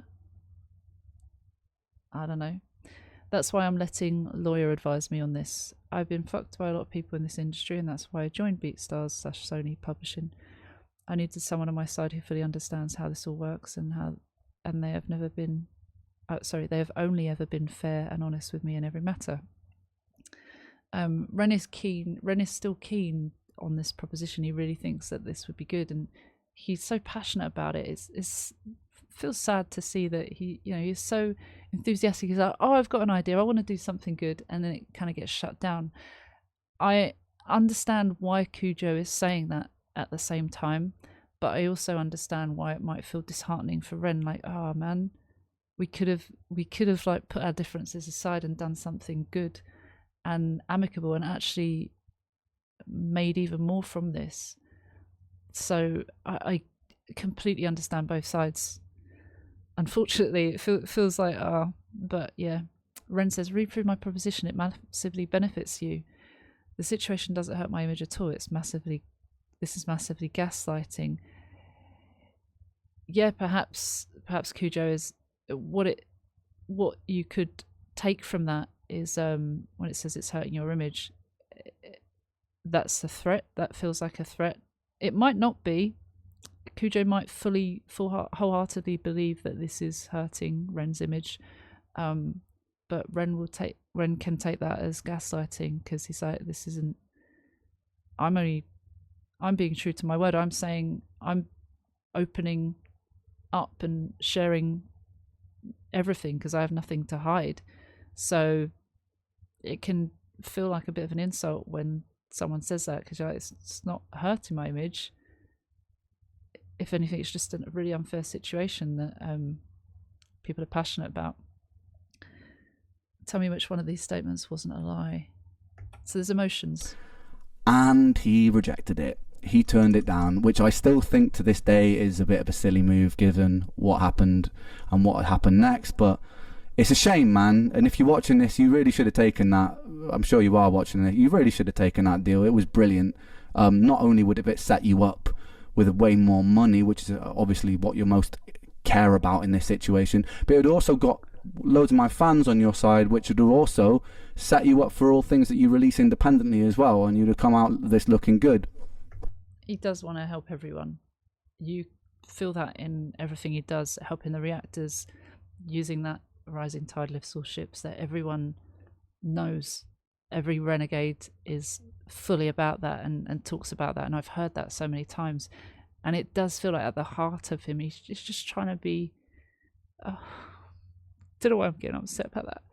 I think because it's something that I do a lot, and sometimes you situations arise that are really not your fault or not your causing, and you never meant anything malicious to come of it, and it can be twisted, or it can feel like that, and it feels very frustrating that people just don't see what you're trying to do. But I get that this is already a messy situation, so that's probably why. Didn't think I would cry in a drama-fueled video. Set you up for all things that you release independently as well, and you'd have come out this looking good. Shame. I offered you that olive branch. I offered quite a few olive branches on numerous occasions, which you weren't interested in. Then after that, there's a post on Instagram saying that I've stolen samples from people, which is bizarre because I never have. So I send him a message being like, he said that a British artist has got in touch with him and been like, Ren steal samples, which is obviously complete made up bullshit, right? I didn't know it could get even more messy. So we don't see the post, but if you're talking about my last track, the Vera Hall sample's cleared. Other than that, which track? Because all other tracks I've made are on my own beats and recordings. So I guess there was an issue with something, he's cleared it. Then Kujo saying receipts, it's even online on a public database. Kujo had said, look, I'm done fighting with you, I'm open to negotiate fairly, and if you ... we don't know the rest. Ren said, I'm not talking shit, everything I've said comes from this conversation, which is why I've said many times you're welcome to share it. Also, if you're talking about any online retakes, I've actually had props from the artists they're sampled from, and they get revenue share on the videos. But nice reach, man. I don't know if that's like, yeah, no, well done, good going. That's annoyed him. Kujo said, when did my guy say it wasn't true? And Ren said, it isn't true, brother, it's not on the buyer to clear the sample unless it's contractually stated. Which wasn't that what was said earlier? Got in touch with him and been like, Ren steal samples, which is obviously complete made up bullshit, right? So I messaged him about that. I'm like, what samples have I stolen? The Vera Hall one that I just put out, totally cleared. We cleared that with publishing company because I actually don't like steal my samples. And then any covers that I've done, they're just on YouTube. You're allowed to do that because there's a cover license on YouTube. So like, what are you talking about? To which he then just like ignores it, takes the post down, and then like and then just goes on some other fucking tangent. So it's like kind of grasping at straws here to make me look like the bad guy. So there is that whole, if you confront someone about something and they haven't got a leg to stand on, or if they haven't got something to come back to prove, that's awkward. It's a shame that a lot of people these days don't, if they are wrong, and if they've taken it down because they are wrong or they don't want to cause any more, it's good to acknowledge that. Sometimes just saying, look, I'm sorry about that, that was my bad, or I apologize, or just, yeah, I've taken it down, then just anything, but to then distract with other things, or bring up other things, or just not pay any attention to that statement or questioning doesn't really look good for the person. Whether that's the case or not, I don't know. Again, I don't know the ins and outs, and I don't know what was posted. I don't know what's true, what's not. But to take down a post, not really sure why he chose to do that, but one of the many reasons could be because it wasn't true and it was actually false and damaging information, and not really appropriate, I wouldn't think. But I guess for his case, perhaps he felt like he needed to bring that up because of what he has heard, that again didn't have the evidence for, or did have something from someone else, receipts apparently. Ignores it, takes the post down, and then like and then just goes on some other fucking tangent. So it's like kind of grasping at straws here to make me look like the bad guy. So we arranged to have this call with the lawyers and Kujo, and I'm actually really excited to have the call because it's the first time I can talk to Kujo face to face, deal with this like grown-ups, like adults, and talk to each other. Does it happen? But it's not how it pans out. So we get on the call, and the first thing that happened is the lawyer just says, look, Ren, I think that you taking this public was very unprofessional. And I was like, hold on a second, I wasn't the person who took this public, first of all. Like, taking the video down is an aggressive move. And also, I didn't take it public, first of all. Kujo was commenting countless things on his YouTube before I even make the comment. Yeah, so that's what I understood that he shared, that there were comments from Kujo saying what had happened to people, to fans. But also, if a video from Ren disappears, people will notice. Perhaps there are people that watch that video quite often and they go back to it and they're like, hang on, where's the video? Then they're going to come to Ren and be like, Ren, where's the video? And they will want, or I understand that Ren will want to share why that is the case. So how he goes about that is up to him. But there's a reason behind it, right? So that also causes concern for people to ask. And Ren is one of those people that wants to be open with people. Can that get him into trouble, or can that start drama with someone else because they don't like that? Yeah, whether it's the right thing or not, it can still create this. But Ren has done what he believes is the right thing, and a lot of us would do the same thing. A lot of us would find it quite unfair for someone else to publicly comment and then us not have a say. So that's where it gets messy. Like, where do you just stand back and not say anything? If you believe in rights and freedom of speech, then isn't that allowed? If you want to go down a legal route, a lot of things you are allowed to say if it's your personal belief of something and your personal opinion of something that isn't unfair. It's, yeah, there are other ways where it can get messy, but it's not illegal to state your personal opinion on something. I think it's when you bring in facts and stuff that it can get messy. But anyway, taking the video down is an aggressive move. And also, I didn't take it public, first of all. Kujo was commenting countless things on his YouTube before I even make the comment, calling me a liar, a coward, a numb. So like, to say that I took this public, nah, I just responded to what happened and then explained to my fans why the song was down. Those posts are still up for everyone to see. All the posts on his comments are still there for everybody to see. So first of all, it was kind of like, we got into it straight away with me like having to be like, I put it straight and then everyone was like, okay, yeah, fair enough. It's understandable. The funniest thing about that call is Kujo was on it. He did not say a single word. Even when I like addressed him with questions, his lawyer would interject and go, I can answer that. Perhaps Kujo didn't feel comfortable talking on the spot. I know a lot of it's probably due to my neurodivergent brain. I know Ren is also neurodivergent, but we can be different in different ways, different types of divergent. I know when I'm put on the spot, I need time to process it, and I don't want to react immediately in situations like that. I mean, not that I've ever been in stuff like that, but if I was in a disagreement, a heated discussion even, I need time to process what's going on, because I feel backed into a corner. Even if I'm not, I feel like, oh God, I don't have time to think. I don't know what I'm trying to think. And there have been times with heated discussions before where someone might corner me and be like, oh, well, this is wrong, this is whatever, and even gaslighting me.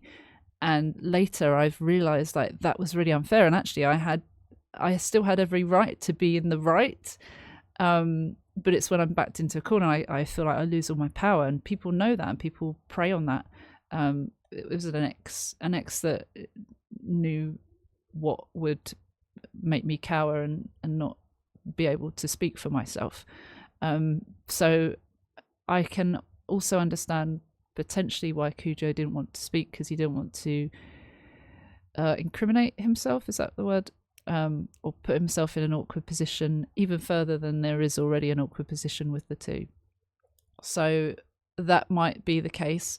Ren is looking at it quite wholesomely, like, I just wanted him to pay attention to me, I just wanted him to talk to me like an adult, and it seems like that hasn't happened, or they've had the lawyers take care of it for them. So I can understand from both points of view why they might feel a certain way about that. Is Kujo was on it, he did not say a single word. Even when I addressed him with questions, it could also come across as, from Ren's side, why did he not say a single word? Is it because he knew this was bad, or is it because he didn't want to incriminate himself? We don't know, we don't have that answer, but there are reasons as to why that is, and I can imagine that's very frustrating for Ren, who's really passionate and just wants to be involved and wants to speak his piece and wants everyone to see his version of this that to him is sense. He's like, can't you see this? Can't you see what I'm trying to do here? I want it to be fair in my eyes. His lawyer would interject and go, I can answer that. And I'm like, yeah, I kind of want to talk to the person who's like an adult. I want to talk to this person. And then my lawyer there's even a moment when my lawyer's like, look, I want to address this question to Kujo. Do you actually feel like this situation is fair? He says nothing, and the lawyer interjects again. So for that whole call, which took about half an hour, 40 minutes, he didn't say a single word, and I thought that was disrespectful given the circumstances. He later claimed that it was because he doesn't legally know enough and it should be between the lawyers, but no, man. Yeah, I can see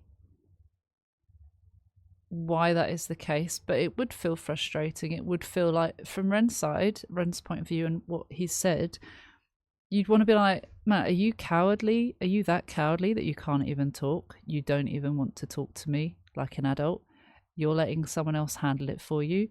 They're at this point where they've got lawyers handling it for them, and so I get it, but it would feel to Ren, like he said, it feels like disrespect.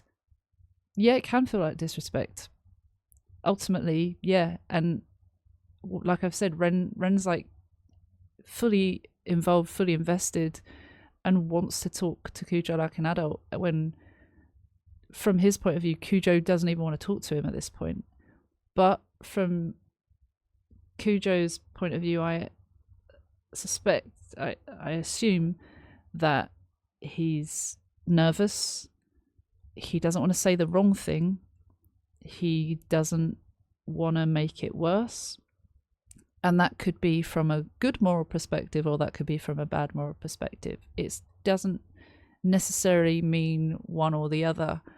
And we can only assume at this point, because we are not inside Kujo's brain, we don't know the circumstances, or the real reason. We know the circumstances, we know the loose context, so I can understand it, but I can understand it from both sides. It's frustrating, but also legal things are messy. Because he doesn't legally know enough and it should be between the lawyers, but no, man, regardless of your legal knowledge, we can still have a conversation like adults. I'm not here to try and intimidate or anything like that. I want to talk to you like a grown-up, brother. And that didn't happen. I wasn't afforded that luxury. I was talking a fair bit on that call about how I felt about the situation and what I felt was right.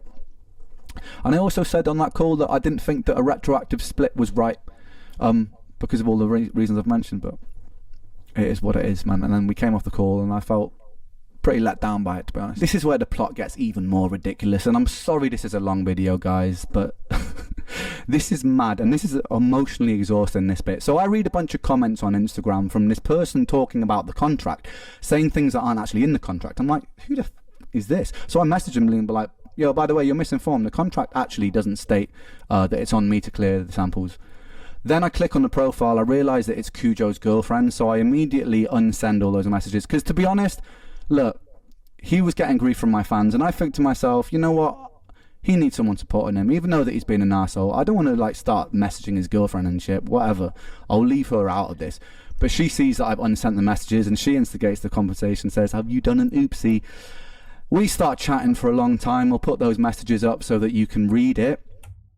Oh, dear. Okay, looks like I did a little oopsie here. Yeah, I didn't realise you knew Kujo personally. I was trying to explain myself fairly, but I have no interest in affecting any of his personal relationships. Only took me a second to figure out on your profile. Not interested in fucking up the dude's life. Just want a situation fairly resolved. I'm not interested in him being screwed over for publishing at all. I too have been a struggling producer for ages. It's only the past 2 years things have been blowing up. But I do want to get a video I poured my heart and soul into back online and figure out how Kujo can get this his publishing money ASAP. We start chatting for a long time. I'll put those messages up so that you can read it. Listen, I hear you. I understand you were taken aback and I had no idea any of this was going on. I also know what it's like to pour your heart and soul into a song. I tried so hard to empathise with you, but all that died when you made your public statements. I can understand how you informing your community of the status of the Sick Boy music video.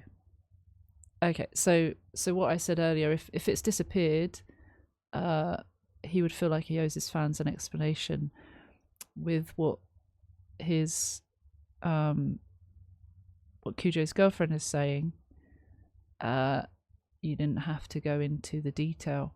Ren feels quite passionate about it, that he feels that isn't too much. I know maybe it's an ADHD trait, but I do always feel like I should give all my side of a story, because I feel that people deserve to know it. A lot of other people are like, oh, it's too much information, you don't need to share, don't need to overshare. But for me, that's what feels like the right thing. That feels like what I would do. And I feel like Ren would be very similar in that, in saying, well, they need to know, or at least I want them to know fully what has happened here, because he's speaking out emotionally because he's had a strike on his channel and he thinks that's not very nice. So I can understand different ways of dealing with things. Personally, if it was drama, I don't really know how I'd react because I haven't been in that sort of situation that he's been in, so I don't know how I would go about it, but I can understand why he's done the things he's done, and also why people might think that that's not right, or why people think that it is right.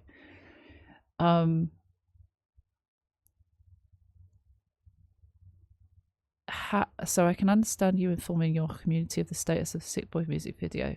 However, inciting them to go harass him while deforming things that were said/done to villainize him, painting him as this scheming, greedy, envious character when that couldn't be furthest from the truth, pretending he only came after you because the track is successful, saying that he's asking for more than he's owed, saying he's uncooperative and implying he's not willing to do anything about it. Those are all lies that you fed your community, and we both know it. So for them, that's not quite the full picture, and that feels sinister to them, malicious to them. And to be fair, people will take things different ways, and it seems like fans take things a certain way, and they might feed off that as well. So I understand naming names can be difficult, but also if you're fighting for justice, how else do you do things? Like Kujo said, they did they pulled the strike as a way to show they're serious about something. There are different things you do to show that you're serious about something, to get someone's attention, to get someone to act. So that is also a thing. Also naming a name, some people might say that's wrong. Some people might say, well, that stops people from guessing who it might be, who it might not be. It does mean it's drama either way. I don't know. I don't know what else to say on that part. I know that all the deceitful people in this industry can make any last person paranoid, but he is not out to get you, she assures him. He has a very strongly anchored sense of justice, and I can assure you he is never meant to step on any toes. You tell your fans you expected him at least come to you directly. Hasn't he told you that he was 100% sure you were fully involved in the conversation in the first place, especially when this had been going on for months? So yeah, so he, as far as Kujo is concerned, he thought that Ren was fully involved. So for Ren to potentially say he could have come to me, perhaps Kujo didn't realize he could come directly to him when he assumed Ren already knew.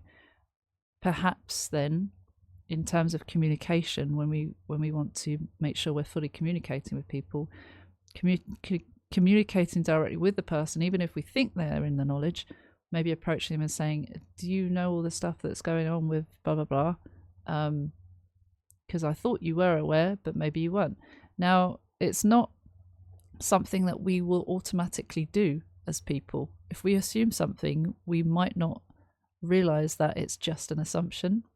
So again, that can be where Kujo may not have approached him because he assumed that he already knew and he didn't think to check that.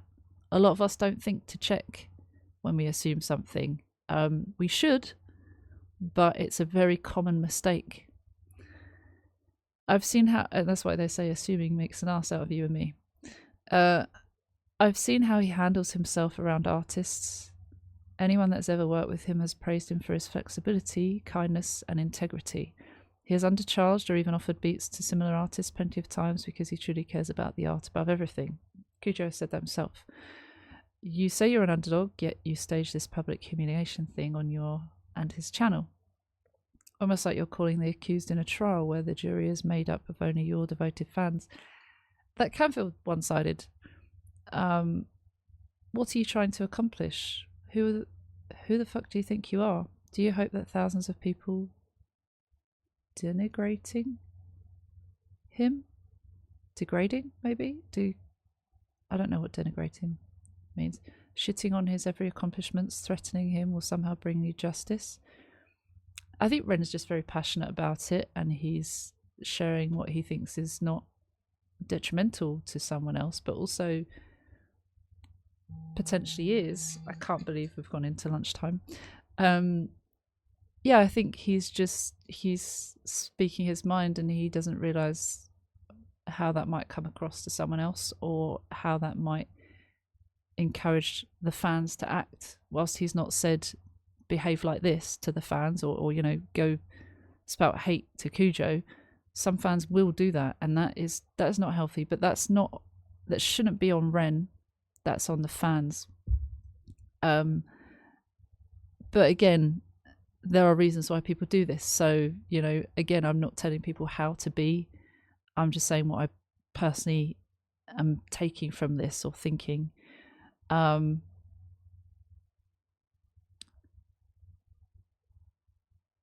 So you're talking about receipts, encouraging him to come forward and face the wrath of your community, expecting what exactly? Has Ren said that? Not that I've seen, but I haven't seen the posts that they've made. Is that really who you are as a person and how you operate? It's distasteful and deeply unethical. It actually ends up being, it seems to me, like it's like semi-amicable after all. Okay. Why do you not see him as your kin, a slightly out of place ADHD artist trying his best to make a living? Assuming he had ill intent from the get-go is extremely detrimental to the resolution of things. Try to see his side truly. Yeah, I understand that. I guess in the way he's had responses hasn't been good for Ren, or hasn't given him good thoughts and feelings. And in your distress, you are oh so fortunate that Kujo isn't all the things you said.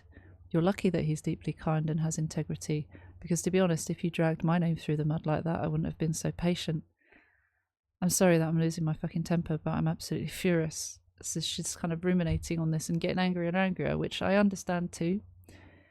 His lawyer, not even him, his lawyer, with his own willpower, suggested that he could be entitled to 100% of the earnings, and you publicly turned that into Kujo said he wants 100% of the earnings when he specifically said he didn't want that and didn't think that was fair at all. That's fair, that's understandable. He said, whatever her name is, I understand why you're mad, which is why I deleted my messages. I think you're perfectly justified to defend him. I've been fucked over so many times in this industry, so to have something that close to me hold hostage as leverage has been gutting. I wish he'd just come to me months ago. My lawyer should have too. So the lawyer didn't come to Ren. The something, and I've already told them I don't want to work with them anymore. I'd have never posted publicly until I saw messages from Kujo on his YouTube saying that this was basically all my lawyer's fault and that I was somehow bending the truth. So I guess that spurred Ren on to say something back and stand up for himself. At that point, I'd said nothing to my fans. They only found the video because the copyright strike came direct from his channel. I got upset when he sent messages saying it was industry standards that anyone who buys a beat has to cover licensing because it felt super gaslighting. I know it wasn't true and he's still sticking to his guns on it. For a while of talking to each other. So he said it thought it became amicable for a while. Before I made any kind of posts, I offered money, offered to split publishing, told him I'd chase my publisher, but that I really wanted my video back. I was getting literally hundreds of messages asking where the video was. And it was upsetting that when I saw those comments he wrote basically shifting all the blame onto the lawyer, I snapped. Look, I'm sure there was truth in what you're saying about his character. I'm not sure he can see it, but what his lawyer is pushing him to do isn't fair. He's asking for $3,000 out of my pocket when the problem was the publisher's fault. The fault of Kujo selling the beat he shouldn't have, and the fault of everyone not even telling me this frustration was going on. And then all of a sudden I wake up and one of my most streamed videos is blocked and my channel that I worked really hard on has a copyright strike when I know nothing about this. Sorry, that my channel that I worked really hard on has a copyright strike when I know nothing about this. Then on top of that, I try and resolve it, tell him I'm going to get him every penny he's owed, and the lawyer turns around and says they want even more. Classic. I get he was angry because of waiting so long, trust me, but I was in brain damage treatment. I literally got home 2 weeks ago to all this chaos. Ren is fair to say that. Sometimes people might take that as feel sorry for me, go easy on me because I was going through this. He was going through that though. But what I'm saying is some people might see he's using that as a pity thing or a, you know what I mean? But actually it's just frustrating for Ren. He's not intentionally doing that. He's just trying to give a reason as to why it's been all over the place for him. He's trying to catch up, and actually he's been going through this treatment and he's on a better side of it, hopefully. But it's frustrating. So I understand why he's saying that as well. I don't think he's saying it maliciously at all. But some people can do. And some people might take that as that. Not me, but some people might take it like that. I had no idea this situation was even happening. I tried to deal with it really amicably and even said I'd pay him cash if the people claiming the sample put their foot down and didn't budge. But then posting stuff about me in the comments when I was trying to be calm about the fact my video was removed just really rubbed me the wrong way, which is why he said it. There's still a right way to sort this, but it's between me and Kujo. Both our lawyers are inflating this whole situation. I offered an olive branch so many times I'm not interested in financially fucking him over at all. It's like semi-amicable after a while of talking to each other. Like you can pause this and read this if you want. I'm sorry to reiterate, but I think the people on your side should have. It was their responsibility since they're working for you, bro. Yeah. It does feel like that could have been said by his lawyers, and it's rough that didn't seem to happen. So I can imagine this would have got heated for that. Of talking to each other, like you can pause this and read this if you want. It's like basically Sorry, I realised that I didn't do it. Oh, and now I've just clicked the wrong thing. No, why is this window moving? Okay. They should have. So the lawyers, I've told them this too. They said they think I didn't need it because of the brain damage treatment. Fair. They didn't want to disturb him because he was away. But for it to escalate to this, is so mad. And she said, I feel for you, Ren, truly, I won't lie. I'm still mad about all the people you sent his way. I understand acting impulsively and emotionally. I have ADHD too. Also, it's your life's work. Yeah. But the copyright strike should have never happened, especially because the publishing situation is muddied so much by the publishing mistake on your boyfriend's part. We both think it was very uncool. He lost trust in you when you did that. Felt like a low blow. Acting emotionally is what she's talking about. I think they're talking at the same time with their responses. I lost my trust when I saw his comments. That's why I reacted. It was literally the thing.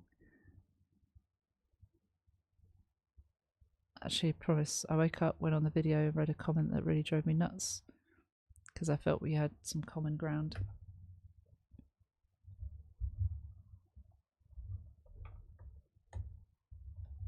The long and short of it is like she feels like Kujo's been misrepresented, and yeah, I mean, I don't know, maybe if you knew about this all along, you could have actively participated in the negotiations and maybe reached a point of agreement and avoided the copyright strike and all that ensued.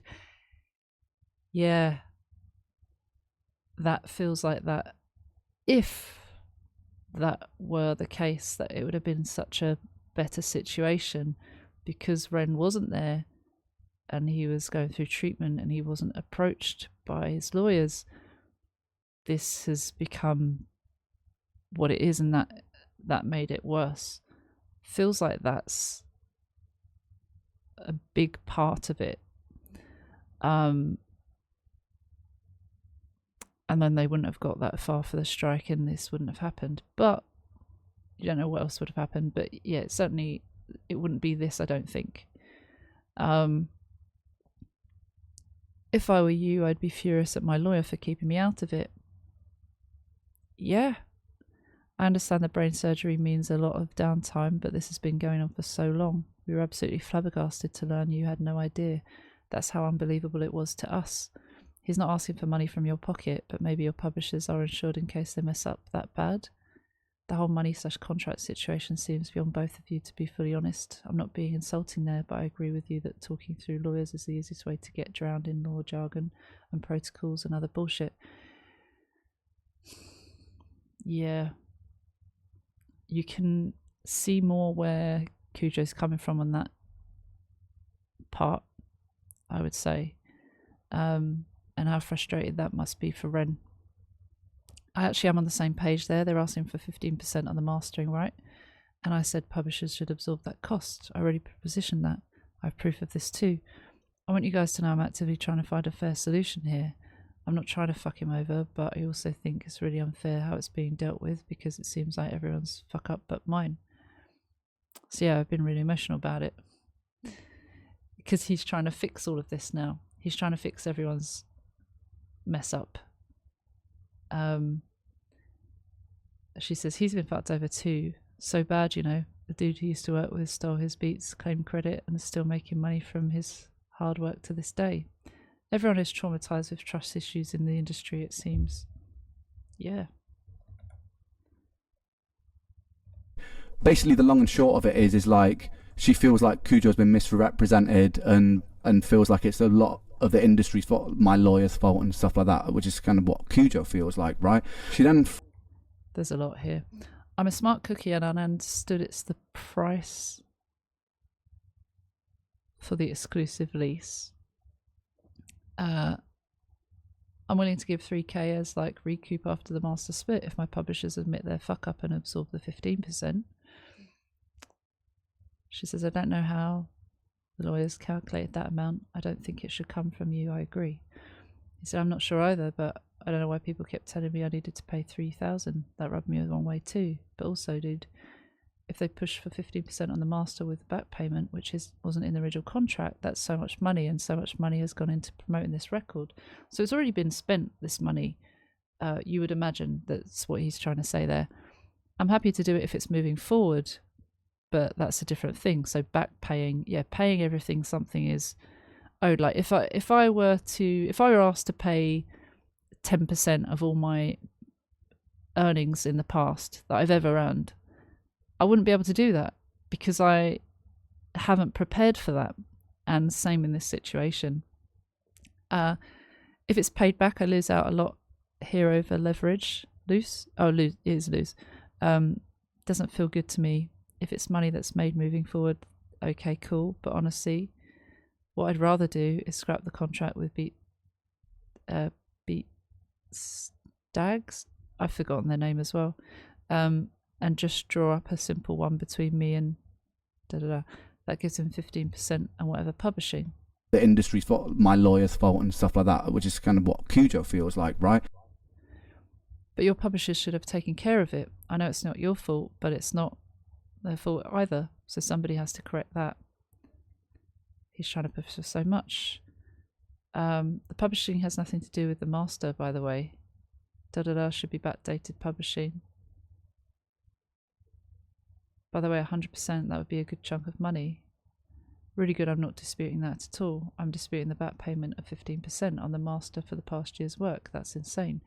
Because it wasn't in the original contract. And if it goes that way, I'm really sorry. This is all going to get kind of ugly again because I'm a person of principle. Whatever happens, they will get paid what he's owed. But it shouldn't be more than he's owed. If we got to make a new producer agreement, that's okay. But that means we honour new terms going forward. And in an ideal world, that's independent of BeatStars, not BeatStags. But I get why you guys are wary of doing that. Also, Ren's typing really fast. He's not thinking about spelling mistakes. So I'm not highlighting spelling mistakes as his fault or a judgment on him. He might also have dyslexia. I don't know. So I never want to like put someone down when they're emotionally talking and probably typing really fast and trying to get this conversation done. We can still make sense of it quite clearly and quite easily. So I don't want that to come across as like judgmental. I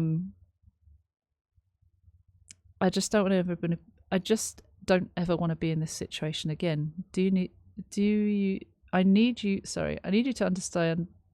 I need you guys to start again. My brain isn't working now. I do need you guys to understand what your lawyer's pushing for, to understand why I'm upset. And I think, I think we can understand that.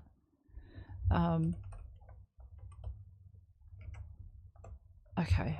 She then threatens to break my kneecaps, which, even though it's a little bit out of pocket, you know me, I laugh about it. The thing that rubs me up about things like that is, if that had been the other way around, I never actually once got violent about this situation. If that had been the other way around, they would have been like, Ren's such a violent, later on they would have been like, Ren's such a violent person, or using bully tactics, because they've spoken about like how I'm using bully tactics by simply talking about the situation publicly, transparent.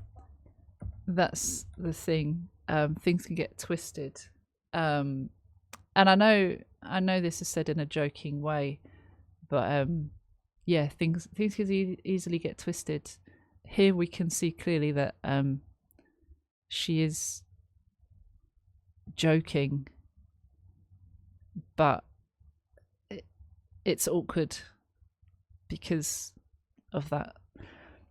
If I take it public, I'll make sure your boyfriend doesn't get grief, okay? Even though I don't feel like he's dealt with this perfectly, but I know you feel the same about me.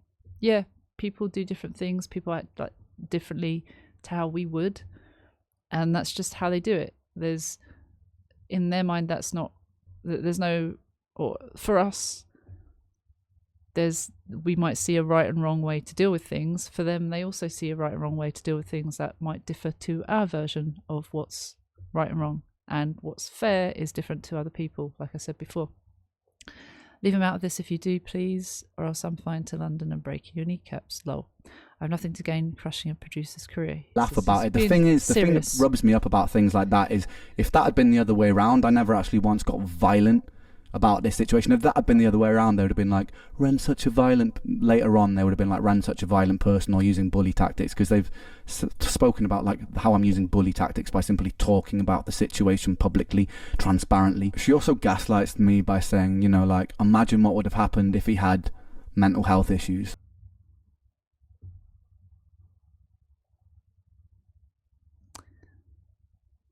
Anyway, I can tell, bro, I'm like that too, okay? But shit, bro, this could have ended very fucking badly, and you know it. Last thing I wanted, we don't even have to go there, but I know, okay. I understand, though, you're your own PR team, so it's bound to get a bit messy. I don't mean that as in a trial, but imagine if they had issues. Some people have committed suicide over stuff like that. Yeah.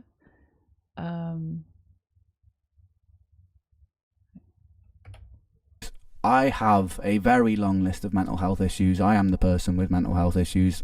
You're not considering what it does to my mental health, are you, when you take down a song that means that much to me? A song that I've poured into, that I'm exposing a part of me that's very vulnerable about my health journey. Like, you're not considering that, are you? All I've done is post publicly about the situation. I've never told anybody to send you guys abuse or anything like that. And actually, if anybody's watching this right now, for clarity, even though I am very annoyed about the situation, I don't want anyone to send them abuse. I don't. You know what I mean? Like, yeah, I'm annoyed about the situation, but it's done now. The song's down. It's gone. Do you know what I mean? So, like, I'm not trying to ruin somebody's life over this. I'll have my own form of revenge, as you'll see at the end of this video. But I'm not trying to ruin anyone's life over this. So, like, revenge. If they say to me that I'm trying to incentivize stuff like that, I'm not, guys. I don't want you to go and abuse them, right? But it is up to me to talk about this situation fairly. So, like, we seem to make some middle ground. She's even talking to me about, like, her ADHD and knows that I've got ADHD, and, like, you know, maybe we just got... And so I'm like, you know what? She seems pretty level-headed, right? So, like, cool. You know what? Maybe these guys are... It's just a big misunderstanding, and we can... Sorry. Hundreds of messages about it, and then when my fans asked him why, he made me out to be the bad guy here, so I had to say what was happening. I get that it's what he thought, but still, please put yourself in my shoes. That was before the lawyers then said, oh, and by the way, 3,015% master, because if you don't, we have the right to 100%. And da-da-da was like, yep, seems fair. Just trying to help you understand. It wasn't character assassination. She said, I know, but that was unfair of you to force him to deal with this publicly. It's a bit of a violation. You can be upset and disagree with the terms, or even think he's the biggest scammy sick in the world, but you can't force him into the public like that. When you have a huge platform, you have a responsibility. That's what Batman said, I think. Put myself in your shoes, trust me. Cool. You know what? Maybe these guys are... It's just a big misunderstanding, and we can figure a way to amicably sort this out. And I say to her, look, yeah, I'm happy to split the publishing, but I don't really want to split the master out of principle, because I bought this, right? You know, but then at this point I start being like, you know what, maybe I'll split some of the master for the future stuff, just to get this out of the way, even though I don't believe I should, because they've stolen the beat with a stolen sample. I'm like... Share responsibility. I'm working hard on remedying it, I think. I'm not expecting him to bend the knee. He holds grudges. He's upset about the public shaming and the fallout from that. But there's shared responsibilities here, regardless of what came after, just from an unemotional level. And she said, I understand you may need to hear him acknowledge that, but you have to come to terms with the fact that that might not happen. And that doesn't make him an asshole. Yeah. I get it comes from lack of experience in these situations where songs blow up and rights holders who most of their time aren't even the performers ask for way too much because they have people over a barrel.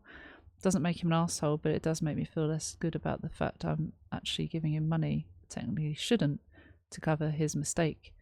I'm going to do it regardless, because I believe people should be paid for their input, but I'm taking the fall for something he's done, which is why when I read comments like, it's all Ren lawyers, I then explode. Yeah, because there is fault on both sides. Things have gone wrong, things have been done that haven't made this go very well. Ren's lawyers not fully informing him, Kujo using stuff that wasn't fully his. For the future stuff, just to get this out of the way, even though I don't believe I should, because they've stolen the beat with a stolen sample. I'm like, if this just gets this over the line, I'm happy to split the future master. I even say that in the email thread to the lawyers and stuff, right? So I'm like, I'm conceding. So that other part, notice that I I then explode. Okay, that was what he said. I'm happy to split the future master. I even say that in the email thread to the lawyers and stuff, right? So I'm conceding a little bit here because I just want this situation done with. We end on a good note in this conversation. Then the next morning, I wake up to posts from her all over my Reddit lying about the contract. And then I see a comment on Anthony Ray's video where he's talking about the... Hang on. Unfortunately, I'm able to share a screenshot of that document. I can, however, confirm that indeed the licensee, Ren, should hold the producer harmless in case of an uncleared sample, and that any payment for sample clearance has to be licensee borne. Sending some of his publishing fees could be acceptable, except Ren's team has insisted on him giving them all up. I also agree that the publishing society should be held accountable, but it's still Ren's track in the end. Kujo had no responsibilities there. I'm not sure Kujo would want to collab again, given the debacle this has taken. The whole social media thunderstorm is messy, very stressful, and honestly unnecessary. If he's put his beat on BeatStars, if people put their beat on BeatStars, aren't they putting them up knowing that they could get used for songs? I don't know. Trying to hold it to ransom for 100% of the monetization on YouTube. Trying to get more than the original agreement just because the track got successful. Assuming Ren's actually so loaded you can milk him when he is an independent artist, having to pay the salaries of all those who work for him. You're not talking to Drake level wealth and record label backing here. You're talking about a guy who has had one album which he's been too ill to tour, so he's also not even got money from touring the album. All those statements are misinterpretation of Kujo's intent / state of mind and what actually went down behind closed doors. Kujo never asked for more than he is owed. He never asked for 100% either. The lawyers did. But has he gone with what the lawyers said? That's not, and that was never what he was after, plain and simple. He's not assuming Ren is Drake level wealthy, but is factually more wealthy and more powerful than him. There's no point denying that. I mentioned it to highlight the consequences of a potential court case. It would be costly for both, but it might actually ruin a small producer like Kujo.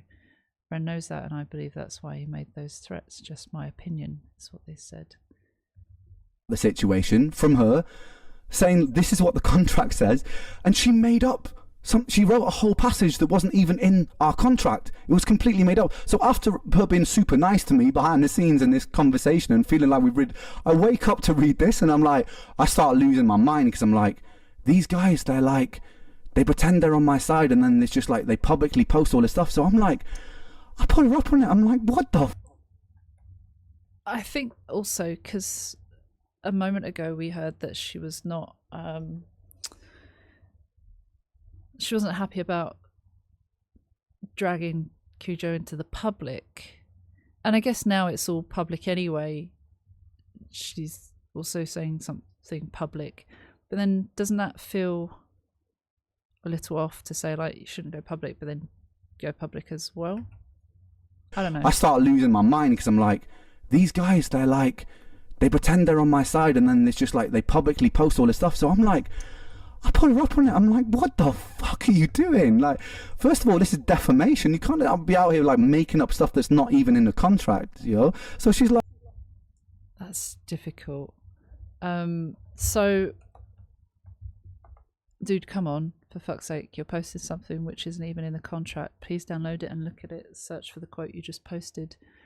Producer undertakes no responsibility whatsoever as to any elements added to the new song by the licensee, and licensee identifies and holds producer harmless for any such elements. Producer warrants that he did not sample, as that term is commonly understood in the recording industry, any copyright material or sound recordings belonging to any other person, firm or corporation, hereinafter the referred to as owner, without first having notified licensee. This is exactly what it says to me, I think is what he's saying. The artist cannot add any additional uncleared samples. Please read it. Don't give me reasons to get annoyed, please. I thought we'd put this to bed till me and Kujo chat tomorrow. I felt like our chat was good, but if I see you posting these lies online, dude, how am I meant to feel like Kujo is a good person, for fuck's sake? I'm trying to sort this so he gets his money. Stop, please. Just work with me and not against me. It's frustrating. You hear it's frustrating. feels it's It's unnecessary. defamation. You can't be out here like making up stuff that's not even in the contract, you know? So she's like, yeah, it's ridiculous. Right, so next I find a bunch of messages on Reddit from Kujo's girlfriend lying about the contract, which I'm going to put up here, which is actually very illegal, by the way. Here's a part of automatically generated lease contract on BeatStars. Producer undertakes no responsibility whatsoever as to any samples, as that time is currently... Wait, isn't that what Ren said? Licensees shall have no obligation to approve use of any sample thereof. However, if approved, any payment in connection therewith, including associated legal clearance costs, shall be borne by licensee.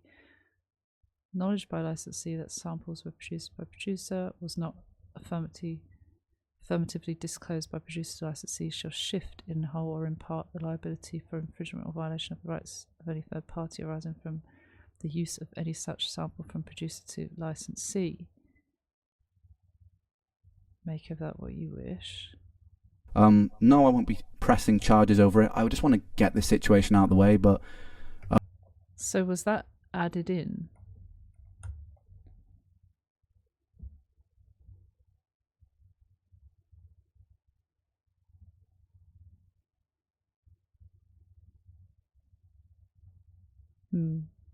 I can't believe we've gone over 2 hours of this. To be fair, that's only like 4 minutes per hour of the original. Oh, not even that. Not even. Oh, sorry, not. So I'm just going to put all these up for you to pause and read if you want to. It's ridiculous, basically. She also says... More orbs. You want to... It's ridiculous, basically. She also says that I was obviously upset, so I wasn't the most cooperative. As you guys, if you skip back in this video, you'll see I was extremely cooperative when I found... He tried, I think, and he feels that he tried as well. You're not completely wrong here, but you do have to know that Kujo's tried to discuss it with Ren without middleman. Very early on. They have tried, but I think Kujo has said, let's leave it to lawyers, so that's fair.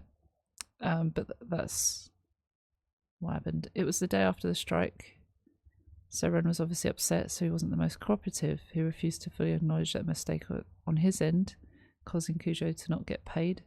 Royalties were at the heart of all this, and kept going on about how Kujo fucked up for using an uncleared sample, so he had to make it right by accepting to give up all of his shares on the song in exchange for a fixed fee, which is what Ren's lawyer was offering for months without budging, and what led to a copyright strike in the first place.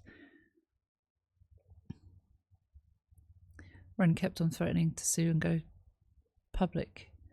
To be fair, I think he was probably still quite worked up about the whole thing and in no place to negotiate, so they decided to call it quits for the time being and to see what their lawyers could work up together. Ren took it public the next morning. Wasn't the most cooperative. As you guys, if you skip back in this video, you'll see I was extremely cooperative when I found out what was going on. I was being very amicable when I was trying to offer Kujo solutions and being amazingly supportive and sympathetic. I refused to fully acknowledge that a mistake on my end causing Kujo not to get paid was at the heart of all of this. It wasn't. A stolen sample was at the heart of all of this. Yes, the publishers, right, failed to correctly register Kujo, which wasn't anything to do with me. They've now remedied that, and there'll be a back payment for whatever percentage we end up on. No money's been lost here, right? That is something that was the publisher's fault, which I was very annoyed about, which I actually sent a message to the publishers about, explaining how annoyed I was about that situation, fighting for Kujo in that, when I didn't have to fight for Kujo because he was being a prick, right? So I sent...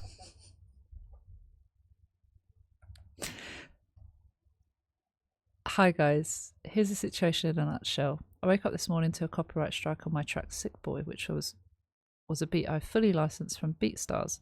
After some digging, the producer KUJOBEATS told me he and his legal team have been chasing publishing money with for a year with no luck, his lawyer. I definitely forwarded the contract over to my publishing team, CC'd on the email, but we have checked ASAP and something isn't registered there, so wondering why that is. To further complicate the matter, we understand that there is an uncleared sample in the track, which the original creators have been chasing a sample clearance fee from.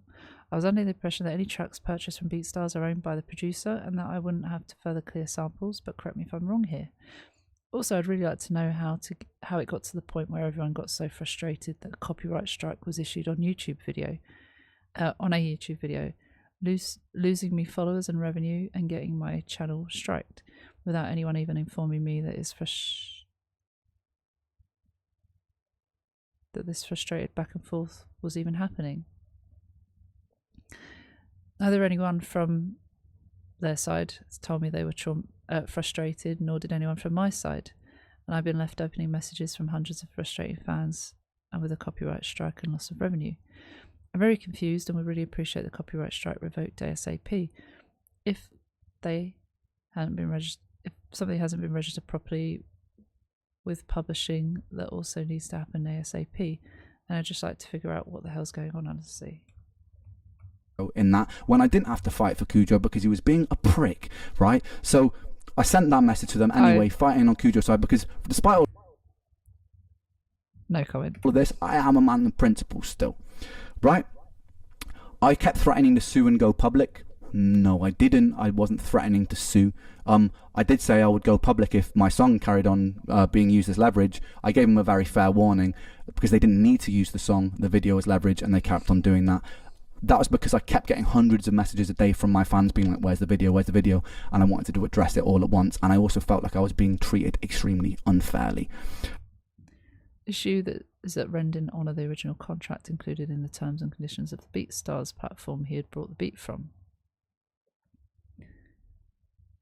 He basically paid a flat fee of €80 while agreeing to pay a percentage of all earnings of the song to Kujo, which he still hasn't paid to this day. Probably messed up on his team. Kujo used vocals... Oh, sorry, probably a mess up on his team. Kujo used vocals from a Bulgarian choir in the beat and disclosed the use of a third-party sample on the beat page. He didn't notice for some reason nor cared to ask if the sample had been paid for, which is traditionally the artist/label's duty, even if it means going halvesies with the producer.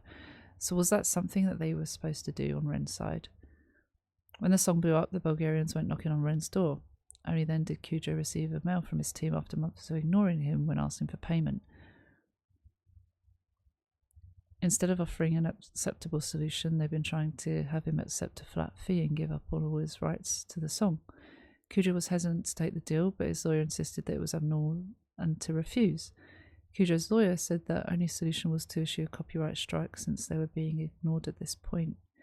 Turns out Ren wasn't at all involved in those negotiations, so the takedown of Sick Boi took him by surprise and got him understandably upset. When the strike happened, Kujo had no idea either. Ren sent a mail on Kujo's personal mail that he doesn't check as much, I believe. He was out with friends.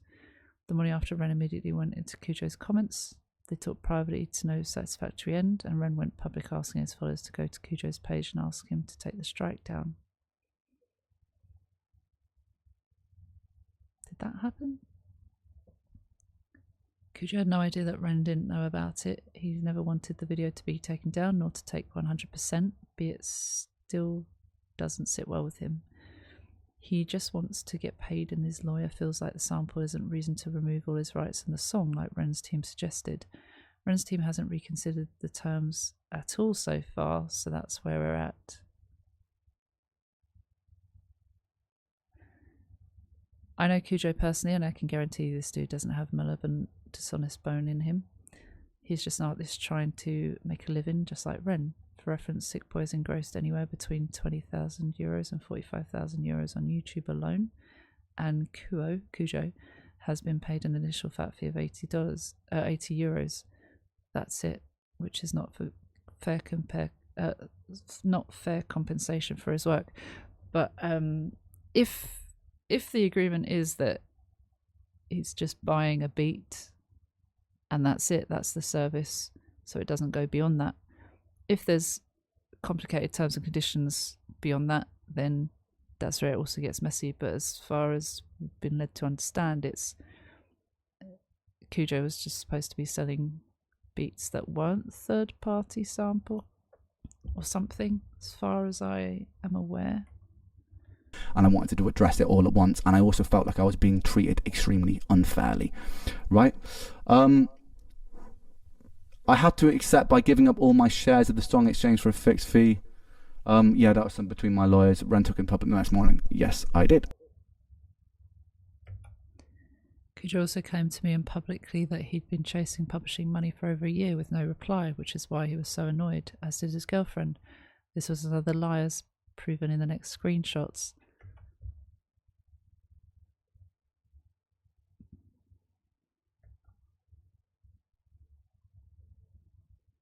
So he was asking about publishing for almost a year. Pretty much ghosted him until the Bulgarian showed up at your door.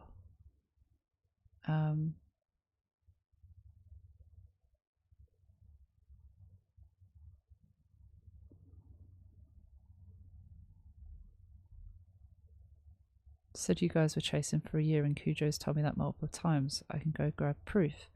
I know you're angry, but everything you're posting or telling me that isn't true makes the situation 1,000 times more complicated. You just said it wasn't till, or emailed, that was April in my understanding. Did you ever reach out to lawyer regarding publishing before the Bulgarian choir situation? Please tell me you did, because it helps you guys and I'm trying my best to help you guys here. And then they haven't quite answered that. But it seems like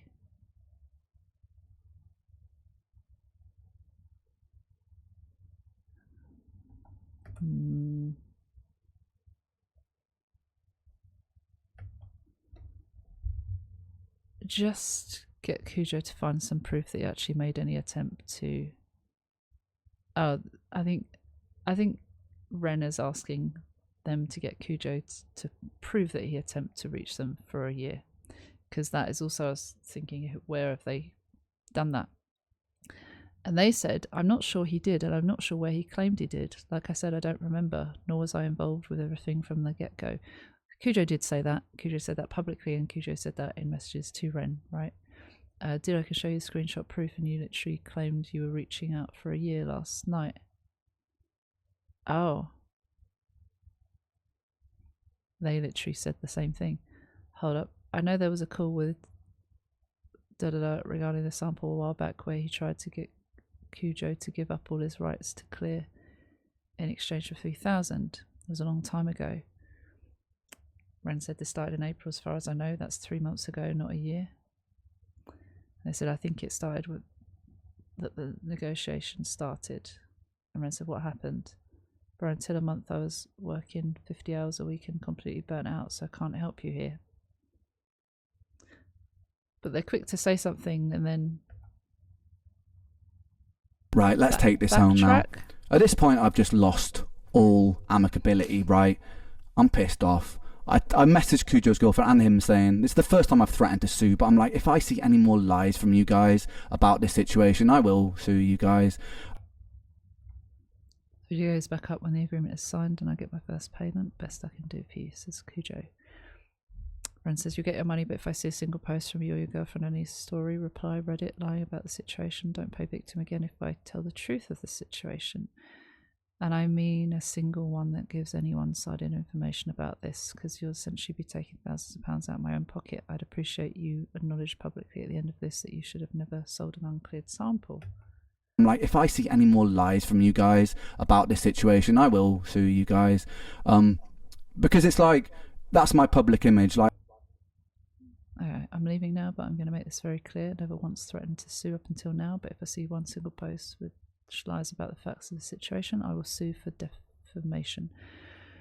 From either of you or Kujo, stick to facts, stick to everything that was said in these messages, stick to the reality of the contract, then post whatever you like. Please don't contact me again. This has been so frustrating.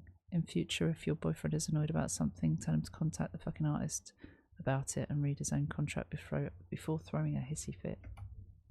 I pride myself on the fairness that I show everyone that I work with, right, and my principles, and I'm also very against greed, and I stand against it militantly, which a lot of you will know from my work and how I treat people that I work with, right? So them spreading this stuff that I'm trying to be greedy here massively hurts my public image. So I was like, if you guys lie anymore about this, yeah, I'm going to do something about it, basically. And then I'm talking to Kujo and things get more heated. We get another email from their lawyer saying, you know, like, if you won't agree to our terms, we will take 100% of the song. That's where we stand on it.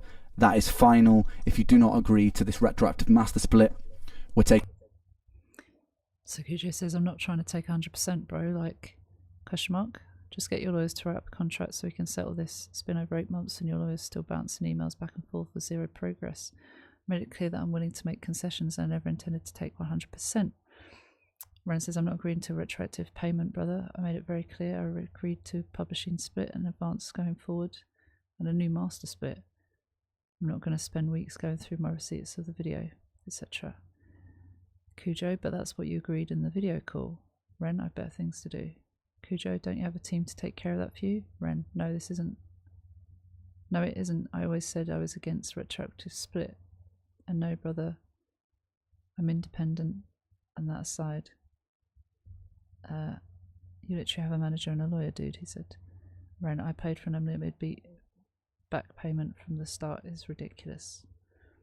Kujo, so-and-so agreed on the back payment on your behalf. That was settled in a video call, bro. Ren, he didn't, and if he did, that wasn't my wishes. It wasn't settled on the call. Taking everything. So if you do not agree to this retroactive master split, we're taking everything. So I messaged back. I'm going to show you that email. I messaged back, essentially summarizing this email. I just say, I'm going to take down the song myself. I will issue the takedown myself. So he's got a strike but not a takedown, perhaps. The way this has been dealt with from the start has been ridiculous. No prior contact tried to be established from Kujo about the publishing issue, which I explained to him has nothing to do with me, an unlicensed sample being sold, which also breached the contract and will definitely play a role in court. The video being removed and no warning as a way of leverage. Defamation spread by Kujo and his girlfriend on both my own personal YouTube pages and my Reddit page of text not actually included in the original contract, whilst claimed to be Kujo's girlfriend, all of which I have proof of, and then playing the victim when I then explained to fans why the song was taken down. The song means a great deal to me. It's about my over 10-year health struggles and ironically about greed in the music industry. To further add insult to injury, Kujo did not say a single word on the call with me when he has no problem running his mouth to my fans. I found that incredibly disrespectful.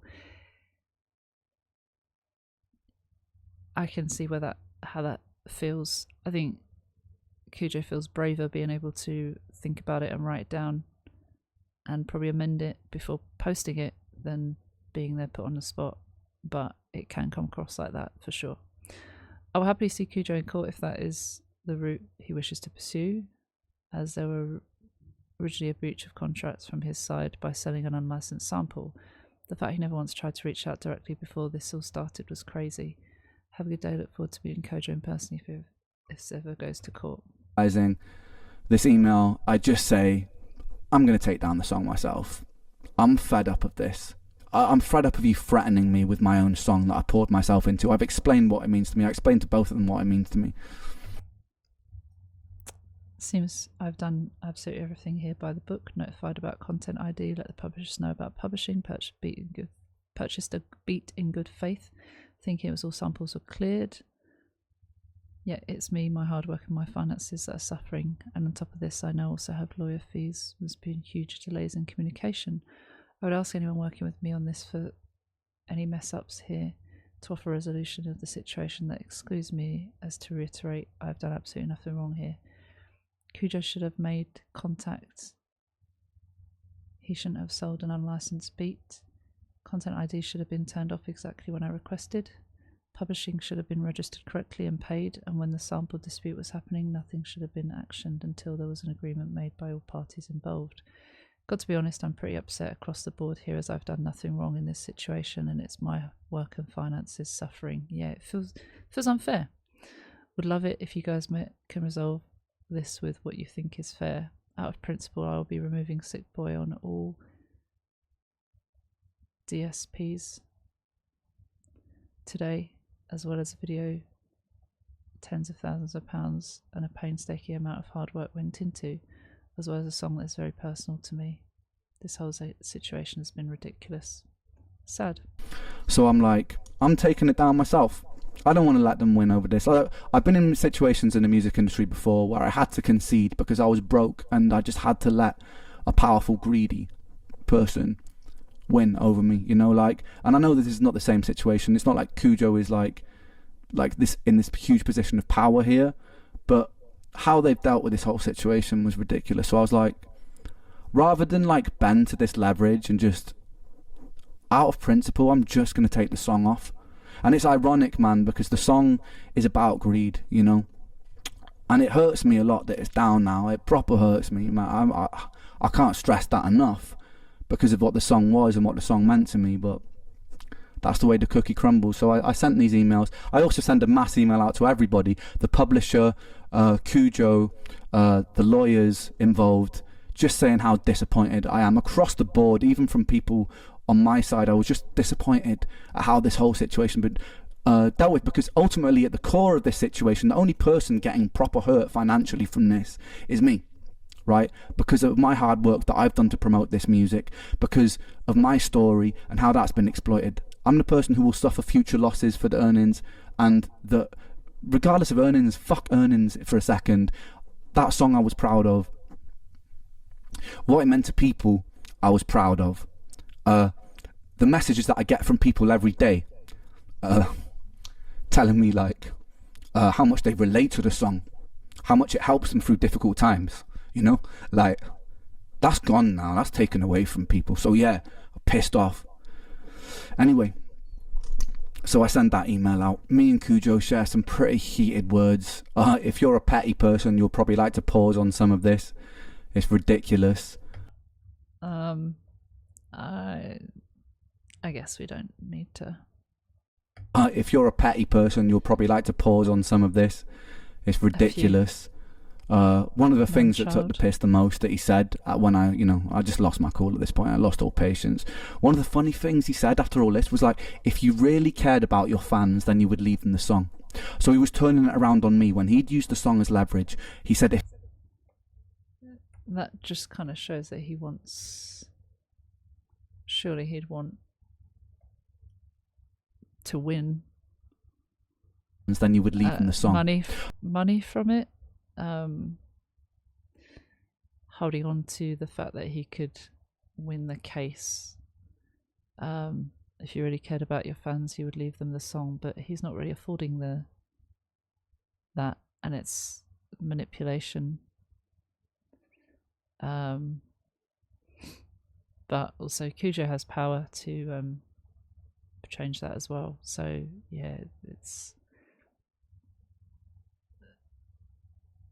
like, if you take away the song, you that's one way to kind of hopefully end this dispute, you would think, but no.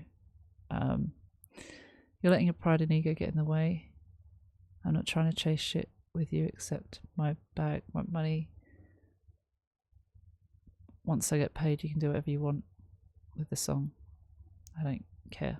I don't give a fuck. So he was turning it around on me when he'd used the song as leverage. He said, if you cared about your fans, you leave it up for them. Then he said, I'm letting my pride and ego get in the way because I'm not paying him money that I didn't think he deserved for selling a stolen beat, right? He's saying that that's my ego. It's my ego's fault. And then he's just saying, he kept saying, just pay me, let me get my bag, I want the money, just give me my money. I explained to him again, like, dude, I'm not the person that pays you the money. I've explained this to you so many times. It's the publisher. And he's like, all right, cool. It finally seems to sink in that, like, I have... All right then, peace. Your music sucks, by the way. That is petty. Music is subjective anyway. We like it, we don't. You don't have to say shit like that. It's just, yeah. It's the publisher. And he's like, all right, cool. It finally seems to sink in that, like, I haven't stolen this man's money. I haven't taken... there's just so many emotions flying around here. Finally seems from to sink in that, like, both sides. I haven't stolen this man's money. I haven't taken a penny of this man's money. The publisher was at fault for not registering it properly, and they're resolving that, and then he'll get his money from the publishing. I don't want a penny of that. I don't care about that money. Do you know what I mean? Like, whatever. He deserves a bit of money for making that part of the beat. Sure. He shouldn't have stolen a sample and sold it to me. Theoretically, he could have all of his publishing taken away, but even after all of this, I still agreed to give him a bit of a publishing split, just to shut him up, man. So it's like, I could have been even more petty and dug my feet in there, but I just want this situation over with. So the song's down. The funniest comment that I'm going to end this on, because this is going to be some album artwork, by the way, single artwork, sorry. This is the next announcement. He goes, "Alright, peace. Your music sucks, by the way." Which is really funny, considering, you know, the message earlier where he told me that it was an honour, or it was like, it was really good to work with me. You know? Oh, he found the message that he said was praising him.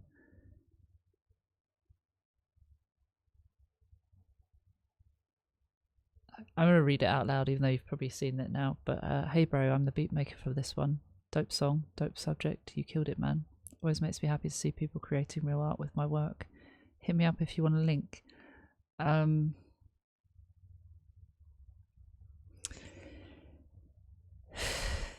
It just goes to show that when emotions get in the way and when things happen, that whole narrative changes, that whole perspective changes. It makes you scared to trust people. When people say stuff like this, do they mean it? How do we know? Because there it seems like, you know, this was great, this was cool, and then the third party get involved and wonder why they are used in a sample, and then it gets messy. You know, the message earlier where he told me that it was an honour, or it was like, it was really good to work with me, you know, funny.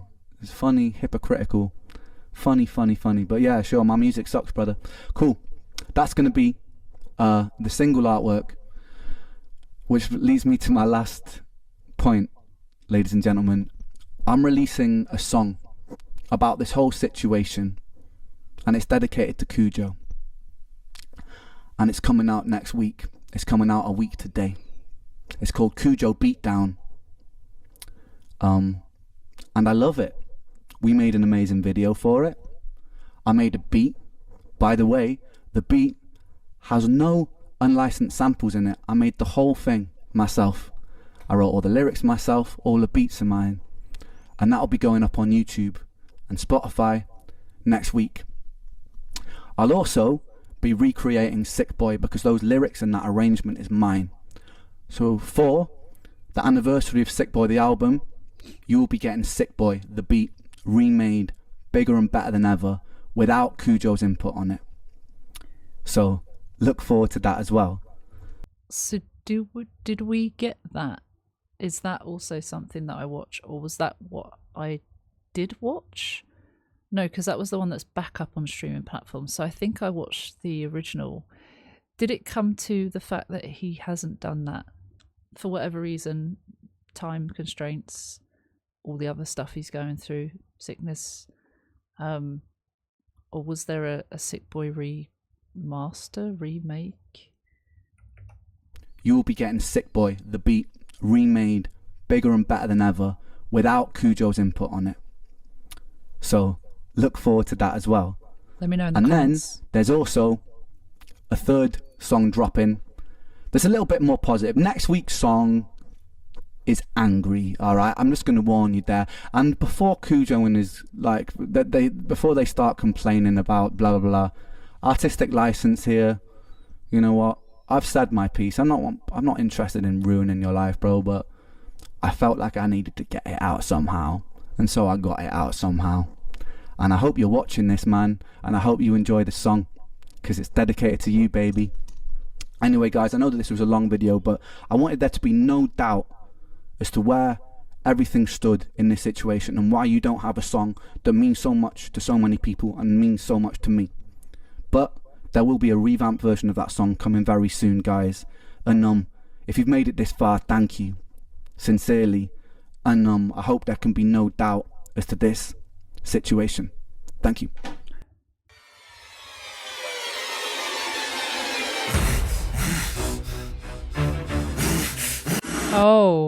Oh, it starts like he's convulsing, or it ended with that. Okay, so it starts out, the sound starts out how Sick Boy starts. We will be watching that next. My next Ren video will be Kujo Beatdown.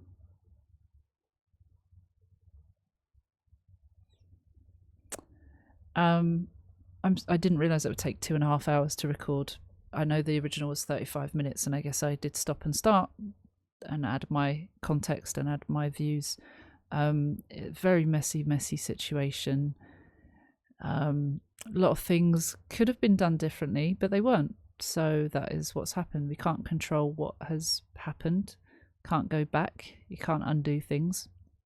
The only thing you have power to do is control your actions going forward, and we can only watch, speculate.